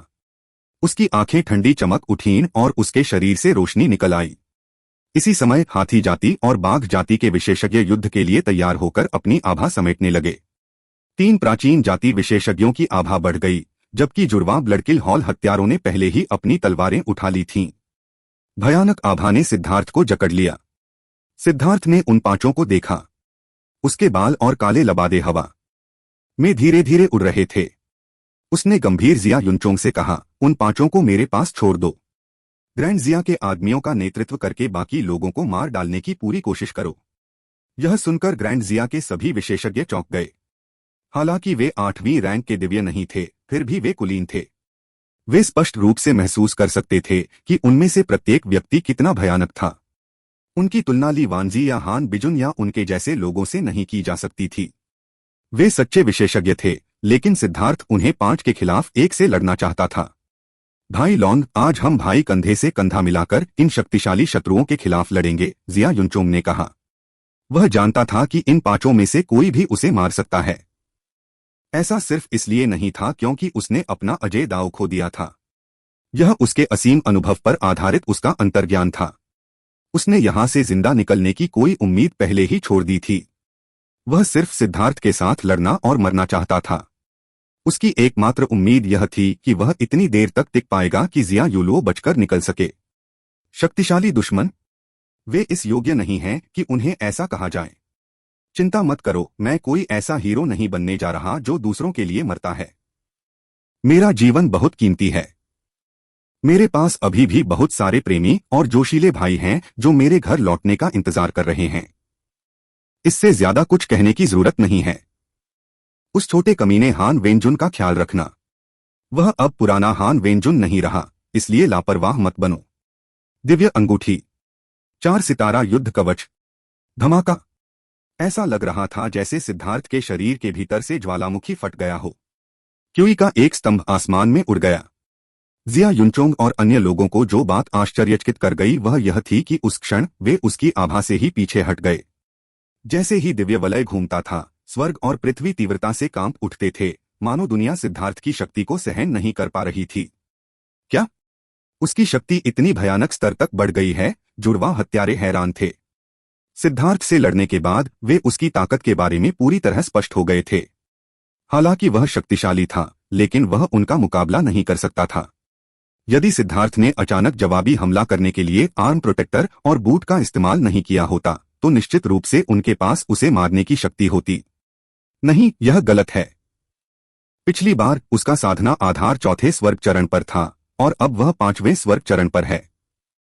लेकिन एक मामूली क्षेत्र उन्नति इतना बड़ा अंतर कैसे पैदा कर सकती है? जुड़वा हत्यारे चिल्लाए। वे यह नहीं जानते थे कि युआन आत्मा दिव्य अमृत की 3 बूंदों के कारण सिद्धार्थ की साधना का आधार न केवल 5वें स्वर्ग चरण तक आगे बढ़ गया था, बल्कि मंदार बॉडी टैंपरिंग पिल्स की बदौलत उसका भौतिक शरीर भी काफी मजबूत हो गया था। वर्तमान सिद्धार्थ अपने शरीर के सभी 1,08,000 अमर प्लेटफार्मों का पूर्ण प्रभाव से उपयोग करने में सक्षम था। अब उसके पास 4 क्यूई समुद्र और 1,08,000 अमर मंच थे जो उसे अनथीन ऊर्जा दे रहे थे। सिद्धार्थ की आभा लगातार फूट रही थी। ऐसा लग रहा था जैसे उसे बहुत समय से दबाया गया था और इसलिए वह इसे पूरी तरह से बाहर निकालने की पूरी कोशिश कर रहा था। जैसे जैसे उसकी आभा बढ़ती गई, जमीन फटने लगी। क्यूई का स्तंभ बादलों के बीच से गुजरते हुए कुंडलित ड्रैगन में बदल गया। जमीन पर दूर दूर तक दरारें फैल गईं। सिद्धार्थ एक युद्ध देवता की तरह था जो धीरे धीरे अपनी शक्ति जारी कर रहा था। जैसे जैसे उसकी शक्ति प्रकट होती गई, ऐसा लगा कि दुनिया उसे रोक नहीं पाएगी।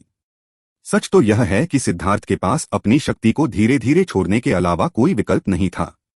चूंकि उसे नहीं पता था कि उसका शरीर उसकी पूरी शक्ति को संभाल पाएगा या नहीं, इसलिए वह केवल कदम दर कदम ही आगे बढ़ सकता था। जब तक उसने अपनी शक्ति पूरी तरह से मुक्त की, तब तक स्वर्ग और पृथ्वी हिल रहे थे। कुछ ही समय बाद वह अभिव्यक्ति गायब हो गई और गड़गड़ाहट वाली दुनिया शांत हो गई, जिसकी जगह हवा में एक अवर्णनीय घनी जानलेवा आभा ने ले ली। अभी सिद्धार्थ आत्मविश्वास से भरा हुआ था। उसका शरीर आखिरकार उसकी शक्ति को सहन करने में सक्षम था। ठीक इसी समय एक तलवार बिना किसी चेतावनी के चुपचाप सिद्धार्थ की पीठ पर वार कर गई। एक बड़े हाथ ने ब्लडकिल हॉल के हत्यारों में से एक की तीखी तलवार पकड़ ली। तलवार पकड़ते ही सिद्धार्थ ठंडी मुस्कान के साथ मुस्कुराया। फिर अचानक उसने तलवार को एक तरफ धकेल दिया। तलवार के दूसरे हत्यारे की तलवार से टकराने पर धातु की आवाज गूंजी। ब्लडकिल हॉल के दोनों हत्यारों के चेहरे के भाव बदल गए। उनके सामने एक रक्तलाल कृपांशवी अस्तित्व में आई। वे दोनों चौंक गए। वे समझ नहीं पा रहे थे कि सिद्धार्थ की प्रतिक्रियाएं इतनी तेज कैसे थीं और वह इतनी आसानी से उनके संयुक्त हमले को कैसे तोड़ सकता था। पिछली बार सिद्धार्थ उनके हमलों के सामने मुश्किल से जिंदा बच पाया था, लेकिन अब उसने एक पल में ही उनके हमले को तोड़ दिया। उन्हें यह नहीं पता था कि जैसे जैसे सिद्धार्थ के भीतर ऊर्जा बढ़ती गई, उसके भौतिक शरीर की शक्ति में भी बहुत सुधार हुआ और अब उसे अपने हाथ बांधकर लड़ने की जरूरत नहीं थी। स्वाभाविक रूप से अब उसकी लड़ने की शैली अलग थी। उनकी तलवारें आपस में टकरा गईं, जिससे तलवारें अवरुद्ध हो गईं। उन्हें लगा जैसे कोई पहाड़ उन पर टूट पड़ा हो और वे पीछे की ओर उड़ गए। उनकी भुजाएं कांप उठीं। उन्होंने आश्चर्य से सिद्धार्थ की ओर देखा। सिद्धार्थ की वर्तमान शक्ति उनके किसी भी अनुमान से कहीं ज्यादा थी। इस एक मुठभेड़ में वे लगभग खून की खांसी करने लगे थे। तुम्हारी ताकत इतनी भी बुरी नहीं है, मेरी मुट्ठी का स्वाद चखो। अचानक हाथी दौड़ विशेषज्ञ ने हमला कर दिया। रूनों का एक समुद्र उसके चारों ओर घूम गया और उसने सिद्धार्थ पर एक छड़ी फेंकी। हाथी दौड़ के इस विशेषज्ञ का शरीर बहुत बड़ा था और वह तांबे का डंडा इतना मोटा था कि वह एक खंभा बन सकता था। जब डंडा नीचे गिरा तो ऐसा लगा जैसे दुनिया उसकी शक्ति से टूटकर बिखरने वाली है। सिद्धार्थ ने अपनी कृपाण से इसका सामना किया। अंतरिक्ष ढह गया और जमीन फट गई और एक भयानक क्यूई लहर सुनामी की तरह बह गई।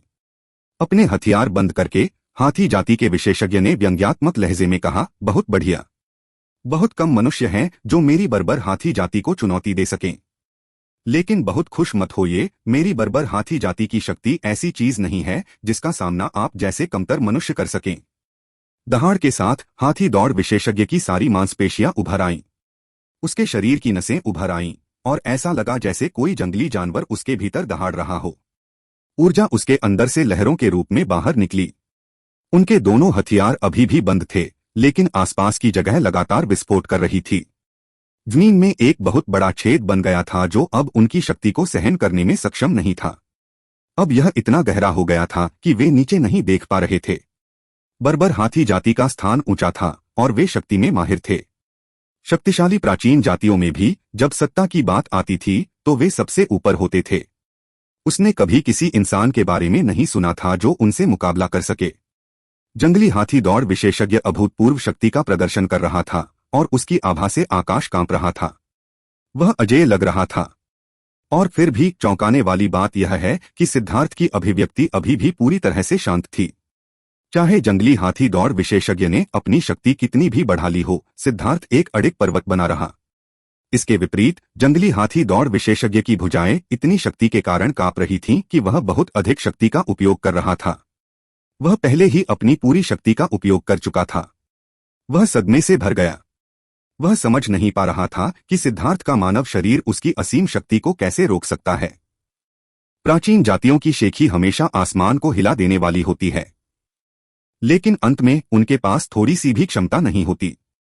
तुम सिर्फ संकर हो जो अपने पूर्वजों को भूल जाते हो। मत भूलो, मानव जाति ही तुम्हारा पूर्वज है।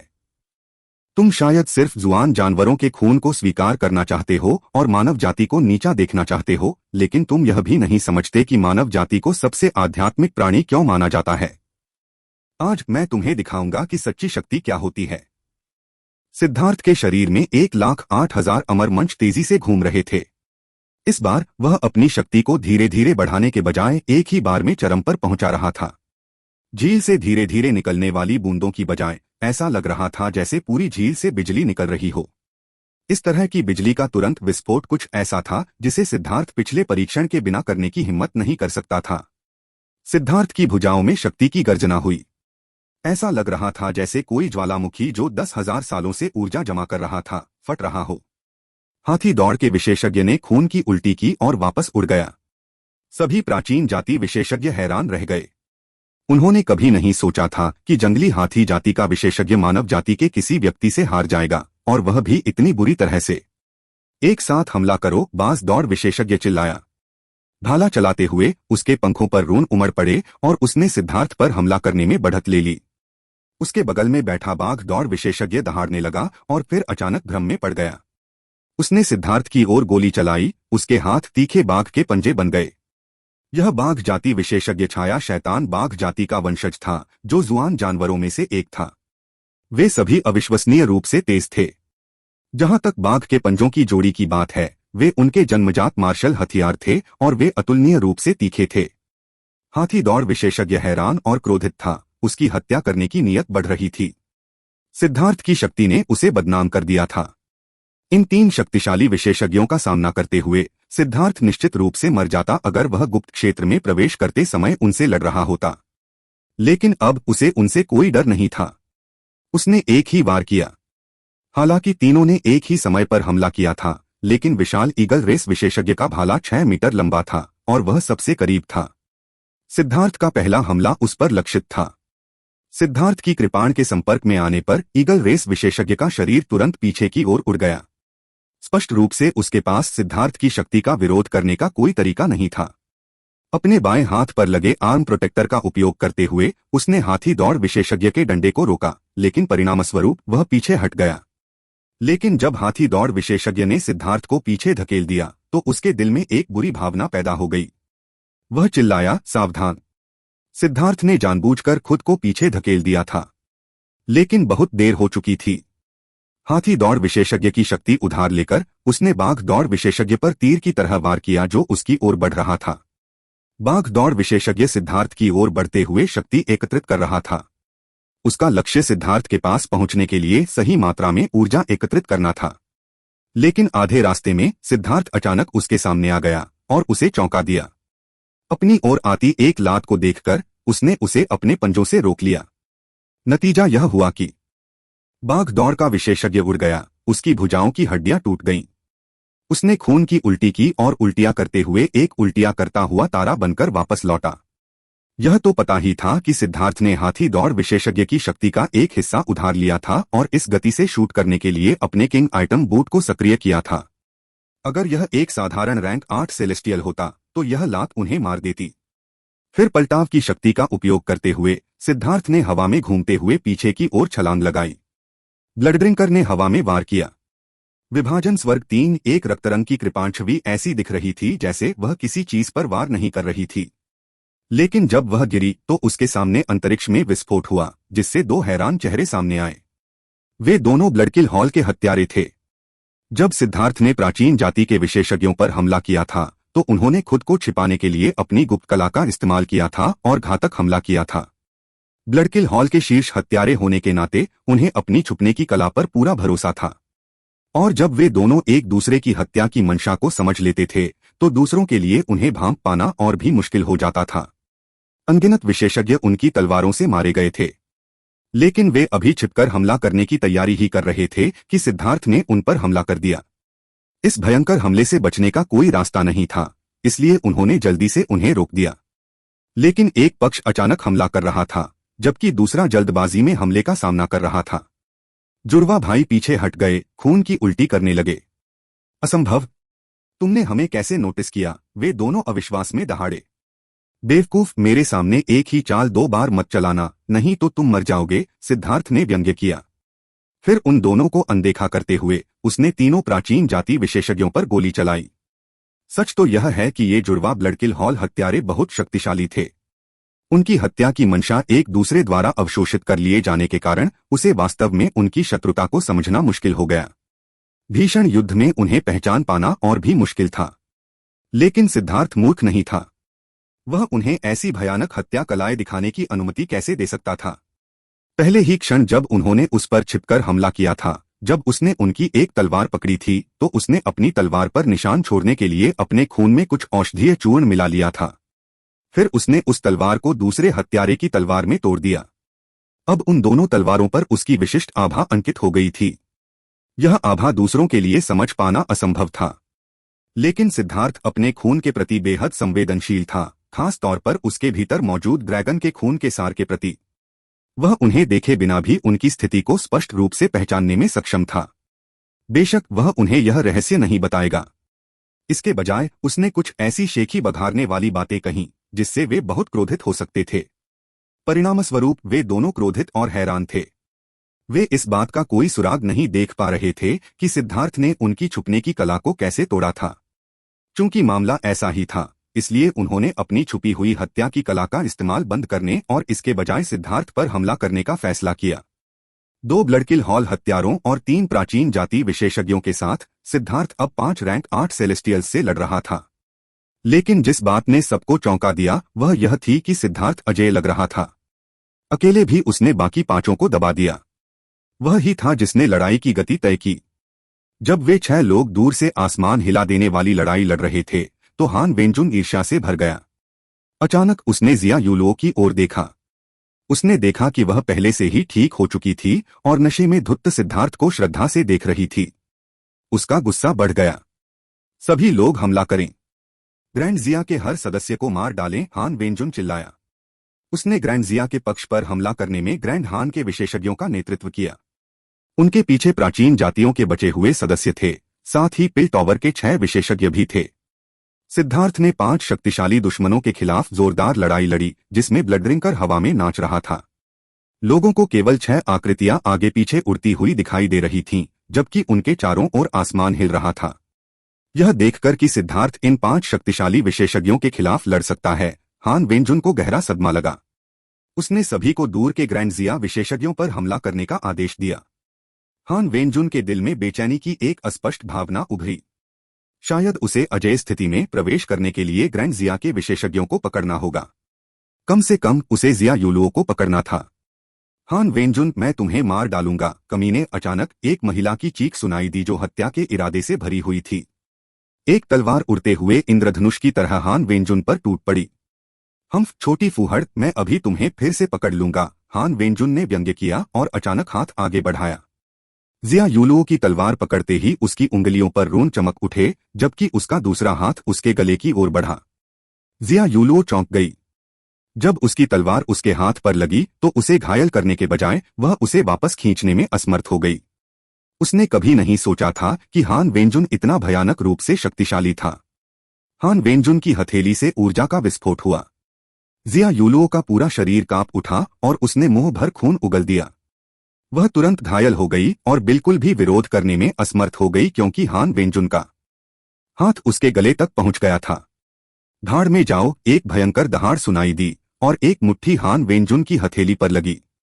जिया युनचोंग आ गया था। उसने उसके हमले को रोक दिया, साथ ही जिया यूलुओ को पीछे धकेल दिया। लेकिन जब जिया युनचोंग की मुट्ठी हान वेंजुन की हथेली से टकराई तो उसके चेहरे के भाव बदल गए। दरअसल उसे हान वेंजुन ने पीछे धकेल दिया था। जिया यूलुओ, वापस जाओ और युवराज की रक्षा करो, जिया युनचोंग ने चिल्लाते हुए कहा। उसके चेहरे पर गंभीर भाव थे। लेकिन आदेश सुनो, जाओ और युवराज की रक्षा करो। जिया युनचोंग ने आदेश दिया। जिया यूलुओ की आंखें लाल थीं। उसे लगा कि वह बेकार है। उसे धोखा देने वाला व्यक्ति उसके सामने ही था, लेकिन वह बदला नहीं ले सकी और उसने अपने बड़े भाई को ही फंसा दिया। अपने दांतों को भींचते हुए वह जिया युनफेंग और अन्य लोगों के पास पहुंची, जो उस समय शक्तिशाली दुश्मनों से घिरे हुए थे। जिया यूलुओ के चले जाने के बाद जिया युनचोंग ने हान वेनजुन का सामना ठंडे स्वर में किया। कोई आश्चर्य नहीं कि सिद्धार्थ ने कहा कि तुम अब पहले जैसे नहीं रहे। तुमने वास्तव में ग्रैंड चू और ग्रैंड झो की ड्रैगन नस ऊर्जा को अपने लिए अवशोषित कर लिया है। अब तुम्हारी शक्ति उन शीर्ष विशेषज्ञों से किसी भी तरह कम नहीं है। अन्य लोग शायद यह न बता पाएं, लेकिन जिस क्षण हान वेनजुन की हथेली ने जिया युनचोंग को पीछे धकेला, उसे एहसास हो गया कि कुछ गड़बड़ है। अपनी ड्रैगन नस ऊर्जा का उपयोग करके देखने पर उसने आखिरकार महसूस किया कि उसके पीछे हान वेनजुन को सहारा देने वाली एक विशाल ड्रैगन नस छवि थी। यह उसकी अपनी ड्रैगन नस ऊर्जा से कई गुना अधिक शक्तिशाली थी। इस तरह की ड्रैगन नस वाली छवि को केवल वे लोग ही समझ सकते थे जिनके पास ड्रैगन नस वाली ऊर्जा थी। और फिर भी यह सिद्धार्थ की इंद्रियों से भी नहीं बच पाया था। हाँ, सही है। ग्रैंड झो और ग्रैंड चू के शाही शिष्यों को मैंने मार डाला है और मैंने पहले ही उनकी सारी ड्रैगन नस ऊर्जा को अवशोषित कर लिया है।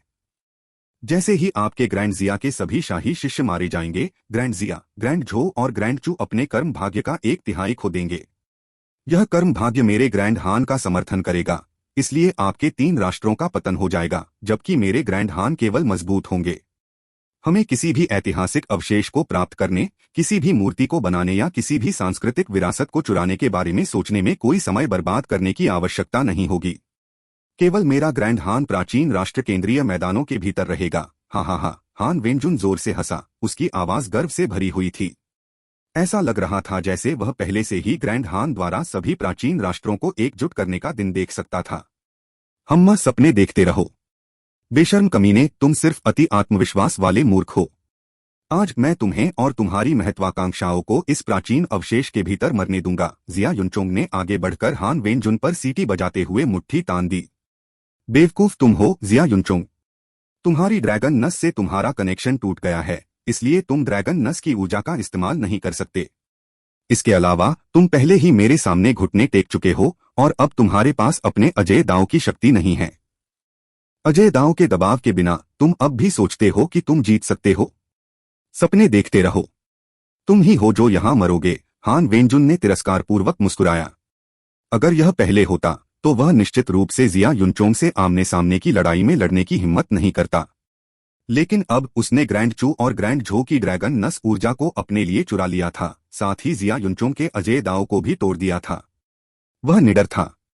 उनकी मुट्ठियां और हथेलियां एक बार फिर टकराईं और दोनों पक्ष एक दूसरे से पीछे हट गए। मेरे अजय दांव के क्षेत्र के बिना भी मैं, जिया युनचोंग, कोई ऐसा मूर्ख नहीं हूं जिसे तुम नीची नजर से देख सको, जिया युनचोंग ने चिल्लाकर कहा।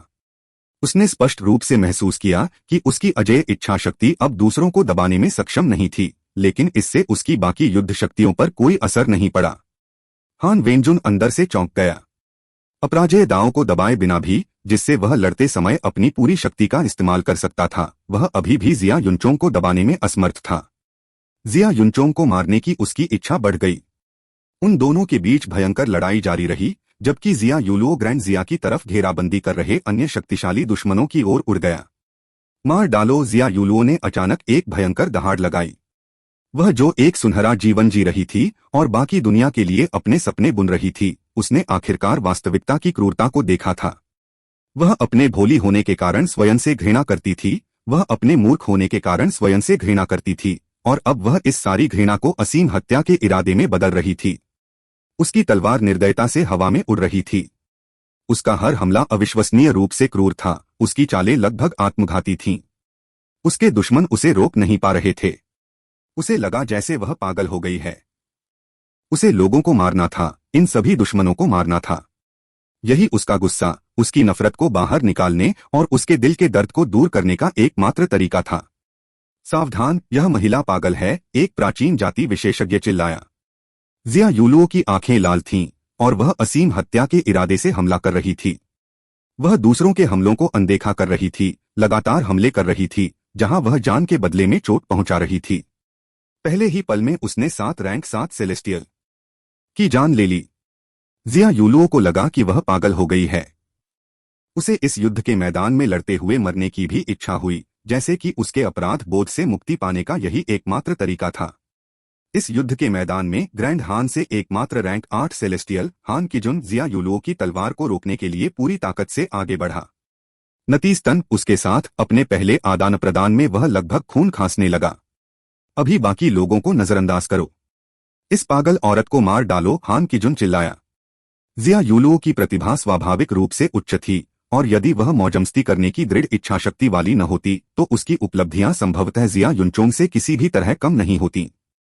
जिया यूलुओ की युद्ध शक्ति मूल रूप से हान किजुन की तुलना में एक स्तर अधिक थी। अब इस पागल अवस्था में उसने 10 विशेषज्ञों को मार डाला था, उनमें से कोई भी उसका मुकाबला करने में सक्षम नहीं था। यदि हान किजुन उसके विरुद्ध एक लड़ाई लड़ता तो वह मारे जाने से पहले कुछ मुठभेड़ों से अधिक नहीं टिक पाता। मूल रूप से प्राचीन जातियों और पिल टॉवर के विशेषज्ञों को शामिल करने से ग्रैंड हान को ग्रैंड जिया के विशेषज्ञों को पूरी तरह से दबाने की अनुमति मिलनी चाहिए थी। लेकिन जिया यूलुओ के आत्मघाती हमले ने उन्हें पूरी तरह से चौंका दिया और उन्होंने अपने विरोधियों को छोड़कर उस पर हमला कर दिया। वर्तमान जिया यूलुओ बिल्कुल भयानक थी। अगर उन्होंने उसे जल्दी से नहीं दबाया होता तो जब तक वे ग्रैंड जिया के बाकी विशेषज्ञों को मारते तब तक वह उनमें से ज्यादातर को भी मार चुकी होती। कुछ ही पलों में जिया यूलुओ हान किजुन के साथ साथ 10 रैंक 7 सेलेस्टियल से लड़ रही थी। कुछ ही सांसों में वह चोटों से भर गई, खून से उसके कपड़े रंग गए। वह एक मार्मिक तरीके से सुंदर थी। जिया यूलुओ ने ये चोटें 3 रैंक 7 सेलेस्टियल्स की जान लेने के लिए ली थीं, जिससे उसके बाकी विरोधियों के रोंगटे खड़े हो गए थे। वे आखिरकार अनुभव कर रहे थे कि पागल होने पर महिलाएं कितनी भयानक हो सकती हैं। जिया यूलुओ से निपटने के लिए उनके अधिकाधिक शीर्ष विशेषज्ञों को शामिल किया गया, जिससे ग्रैंड जिया के विशेषज्ञों पर दबाव कम हो गया। लेकिन अपनी राजकुमारी को खून से लथपथ और जीवन के लिए संघर्ष करते देख वे अभूतपूर्व शक्ति के साथ भड़क उठे और पूरी ताकत से हमला बोल दिया। जिया युनफेंग और अन्य लोगों ने भी अपनी सबसे बड़ी शक्ति का प्रदर्शन किया। युद्ध के मैदान की स्थिति गंभीर हो गई। सिद्धार्थ 1 के विरुद्ध 5 लड़ रहा था, जिया युनचोंग हान वेंजुन से लड़ रहा था और जिया यूलुओ शेष शीर्ष विशेषज्ञों पर कब्जा कर रहा था, जिससे शेष ग्रैंड जिया विशेषज्ञों को खूनी लड़ाई में अपने विरोधियों से लड़ने का मौका मिल गया। ये चारों युद्ध क्षेत्र अब खतरनाक स्थिति में थे। अगर उनमें से कोई भी फायदा उठाता तो इसका असर दूसरे युद्ध क्षेत्रों पर भी पड़ सकता था, जिससे तुरंत ही एक श्रृंखलाबद्ध प्रतिक्रिया शुरू हो जाती। अगर इनमें से किसी भी युद्ध क्षेत्र में हार हुई तो तुरंत एक तरफा वर्चस्व स्थापित हो जाएगा। युद्ध का मूलतः फैसला हो जाएगा। तो चाहे ग्रैंड जिया के विशेषज्ञ हों या उनके विरोधी, वे सभी पूरी ताकत से हमला कर रहे थे। उनके ब्लेड सभी निर्दयी थे। लोग लगातार मर रहे थे, उनका खून जमीन में समा रहा था। सिद्धार्थ की 5 विशेषज्ञों के साथ लड़ाई भी अपने चरम पर पहुंच गई थी। पहले तो 5 विशेषज्ञ पीछे हट गए थे। प्राचीन जातियां और ब्लडकिल हॉल एक साथ काम नहीं करना चाहते थे, इसलिए वे अपने लिए लड़ रहे थे।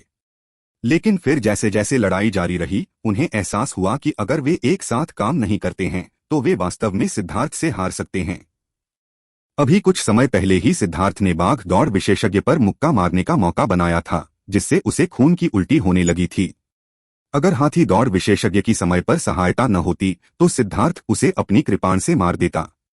ब्लडकिल हॉल के हत्यारों के लिए उनमें से एक को उसके लात से लगभग मार दिया गया था और दूसरे हत्यारे को सिद्धार्थ पर एक अप्रत्याशित आत्मघाती हमला करना पड़ा। सिद्धार्थ को उस व्यक्ति को मारने का आश्वासन नहीं था, साथ ही इस आत्मघाती हमले को रोकना भी था, जिससे हत्यारे की जान बच गई थी। दोनों पक्षों के लोगों के लगभग मर जाने से वे स्तब्ध रह गए। सिद्धार्थ की शक्ति बढ़ती जा रही थी। शुरुआत में वे उसे दबाने में सफल रहे थे, लेकिन कुछ समय बाद सिद्धार्थ उनका पीछा करने लगा। कमीने, वह अपनी ताकत को बढ़ाने के लिए हमारा इस्तेमाल कर रहा है।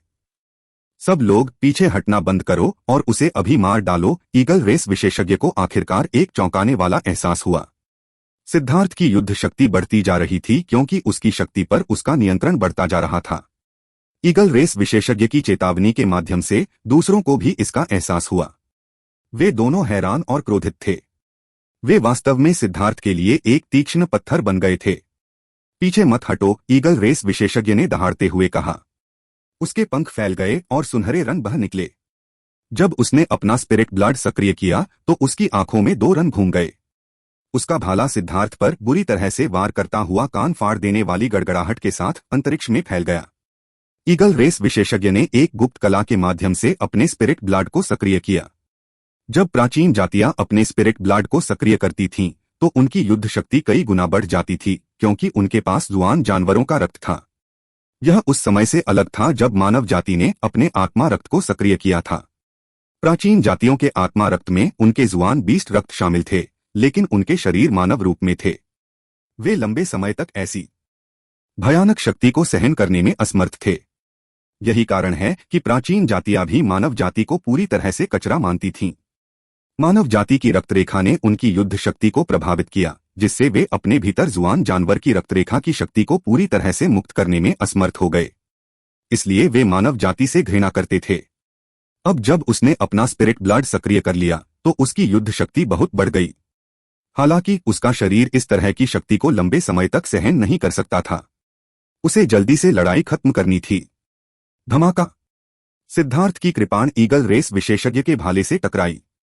सिद्धार्थ का हाथ कांप उठा और वह पीछे की ओर गिर पड़ा। उसके हाथ से खून टपकने लगा। वह अंदर से चौंक गया। प्राचीन जातियों के पास वाकई कुछ कौशल थे। यह खास तौर पर उनके रैंक 8 सेलेस्टियल्स के लिए सच था। उनकी रक्तरेखा शक्ति और भी भयानक थी। हाथी और बाघ की दौड़ के विशेषज्ञों ने भी अपनी वंशावली की शक्ति का प्रदर्शन किया। अंतरिक्ष के विशाल क्षेत्र उनके चारों ओर घूम गए, जबकि स्वर्ग और पृथ्वी उनकी शक्ति से हिल गए। हाथी की चीख और बाघ की दहाड़ की आवाज को स्पष्ट रूप से सुनना संभव था। हत्या, भगवान आशीर्वाद, रक्त, आत्मा, बलिदान। उसी समय ब्लडकिल हॉल के हत्यारों ने एक चौंकाने वाली चाल चली। उनके हर एक रोमछिद्र से खून बह निकला, जो रूनों में संघनित हो गया और असीम जानलेवा आभा बिखेरने लगा। इन 5 विस्फोटों के दबाव से पूरा युद्ध क्षेत्र कांप उठा। हर किसी के दिल कांप उठे और वे चौंक कर इधर उधर देखने लगे। लेकिन वे अब सिद्धार्थ और अन्य लोगों को नहीं देख पा रहे थे। अंतरिक्ष उनके चारों ओर घूम रहा था और उनके भीतर भयानक दबाव व्याप्त था। उनमें से अधिकांश लोग मुड़ी हुई जगह के अंदर कुछ भी महसूस करने में असमर्थ थे। जिया युनचोंग और बाकी लोग हैरान रह गए।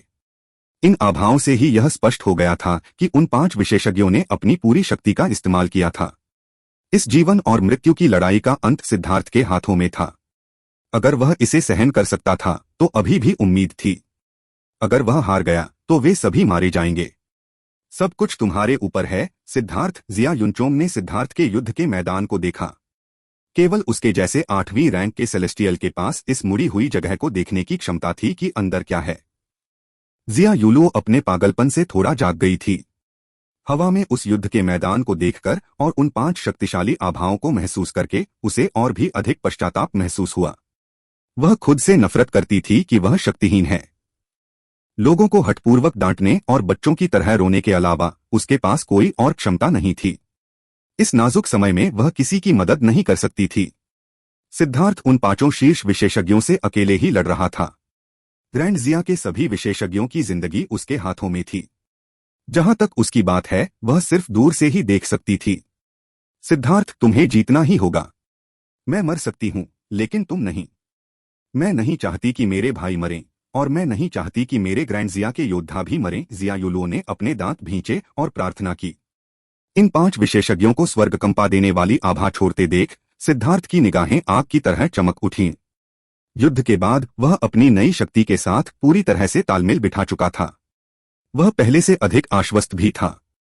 अब जब वह इन 5 विशेषज्ञों का सामना कर रहा था, जिनमें से कोई भी बाहरी दुनिया को हिला सकता था, तो उसे दबाव महसूस हुआ, लेकिन उत्साह भी। यह उसकी आत्मा की गहराई से आने वाले विशेषज्ञों के खिलाफ लड़ने की एक मौलिक इच्छा थी।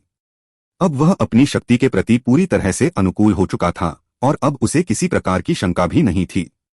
ग्रीन ड्रैगन युद्ध कवच। हरे रंग के शल्कों ने सिद्धार्थ के शरीर को ढक लिया। 5वें स्वर्ग चरण तक पहुंचने के बाद यह उसका पहला ग्रीन ड्रैगन बैटल आर्मर का उपयोग था। 1,08,000 हरे रंग के तराजू उसके शरीर को ढक गए और उसके 1,08,000 अमरमंच अचानक भयंकर रूप से घूमने लगे। उनमें से प्रत्येक उसके ड्रैगन तराजू में से एक के साथ प्रतिध्वनित हुआ और उस पल में ऐसा लगा जैसे 1,08,000 ज्वालामुखी फट रहे हों। सिद्धार्थ के पूरे शरीर में असीम ऊर्जा प्रवाहित हो गई और एक शक्तिशाली आभा अंतरिक्ष को चीरती हुई आकाश को भेदती हुई फैल गई। उनके चारों ओर का स्थानिक घुमाव अचानक गायब हो गया, जिससे सभी को स्पष्ट रूप से सिद्धार्थ से क्यूई का एक स्तंभ निकलता हुआ दिखाई दिया, जो बादलों को चीरता हुआ बाहर आ रहा था। आसमान में एक बहुत बड़ा भंवर दिखाई दिया जो लगातार घूम रहा था। यह एक ऐसा भयावह संकेत था जिसे उनमें से किसी ने पहले कभी नहीं देखा था। हाँ, बढ़िया। मेरे भौतिक शरीर में कोई समस्या नहीं है और मैं पूरी ताकत से लड़ सकता हूँ। सिद्धार्थ जोर से हंसा और उन पांचों के सामने जो उस पर हमला कर रहे थे, उसने एक हाथ से अपनी कृपाण घुमाई। धमाका! उनके 5 हथियार सिद्धार्थ की कृपाण से टकराए, जिससे भयानक विस्फोट हुआ। लहरें फैल गईं, जमीन फट गई और पूरी दुनिया हिल गई। दूरस्थ विशेषज्ञ बहुत दूर थे और इन आघात तरंगों से प्रभावित नहीं थे, फिर भी उन्हें अपनी आत्माओं में ऐसा भय महसूस हुआ कि उनके लिए सांस लेना कठिन हो गया। यह कैसी शक्ति है? दूर बैठे विशेषज्ञ सभी हैरान रह गए। इस तरह की शक्ति को रोकना तो दूर की बात है, इसके करीब जाना भी उन्हें धूल में मिला देगा। असंभव! वह इतना शक्तिशाली कैसे हो सकता है? हाथी दौड़ विशेषज्ञ दहाड़ा। उसका चेहरा अविश्वास से पीला पड़ गया था। सिद्धार्थ की शक्ति उसकी कल्पना से कहीं ज्यादा थी और उसने यह मानने से इनकार कर दिया कि किसी इंसान के पास ऐसी शक्ति हो सकती है। बाकी लोग भी चौंक गए।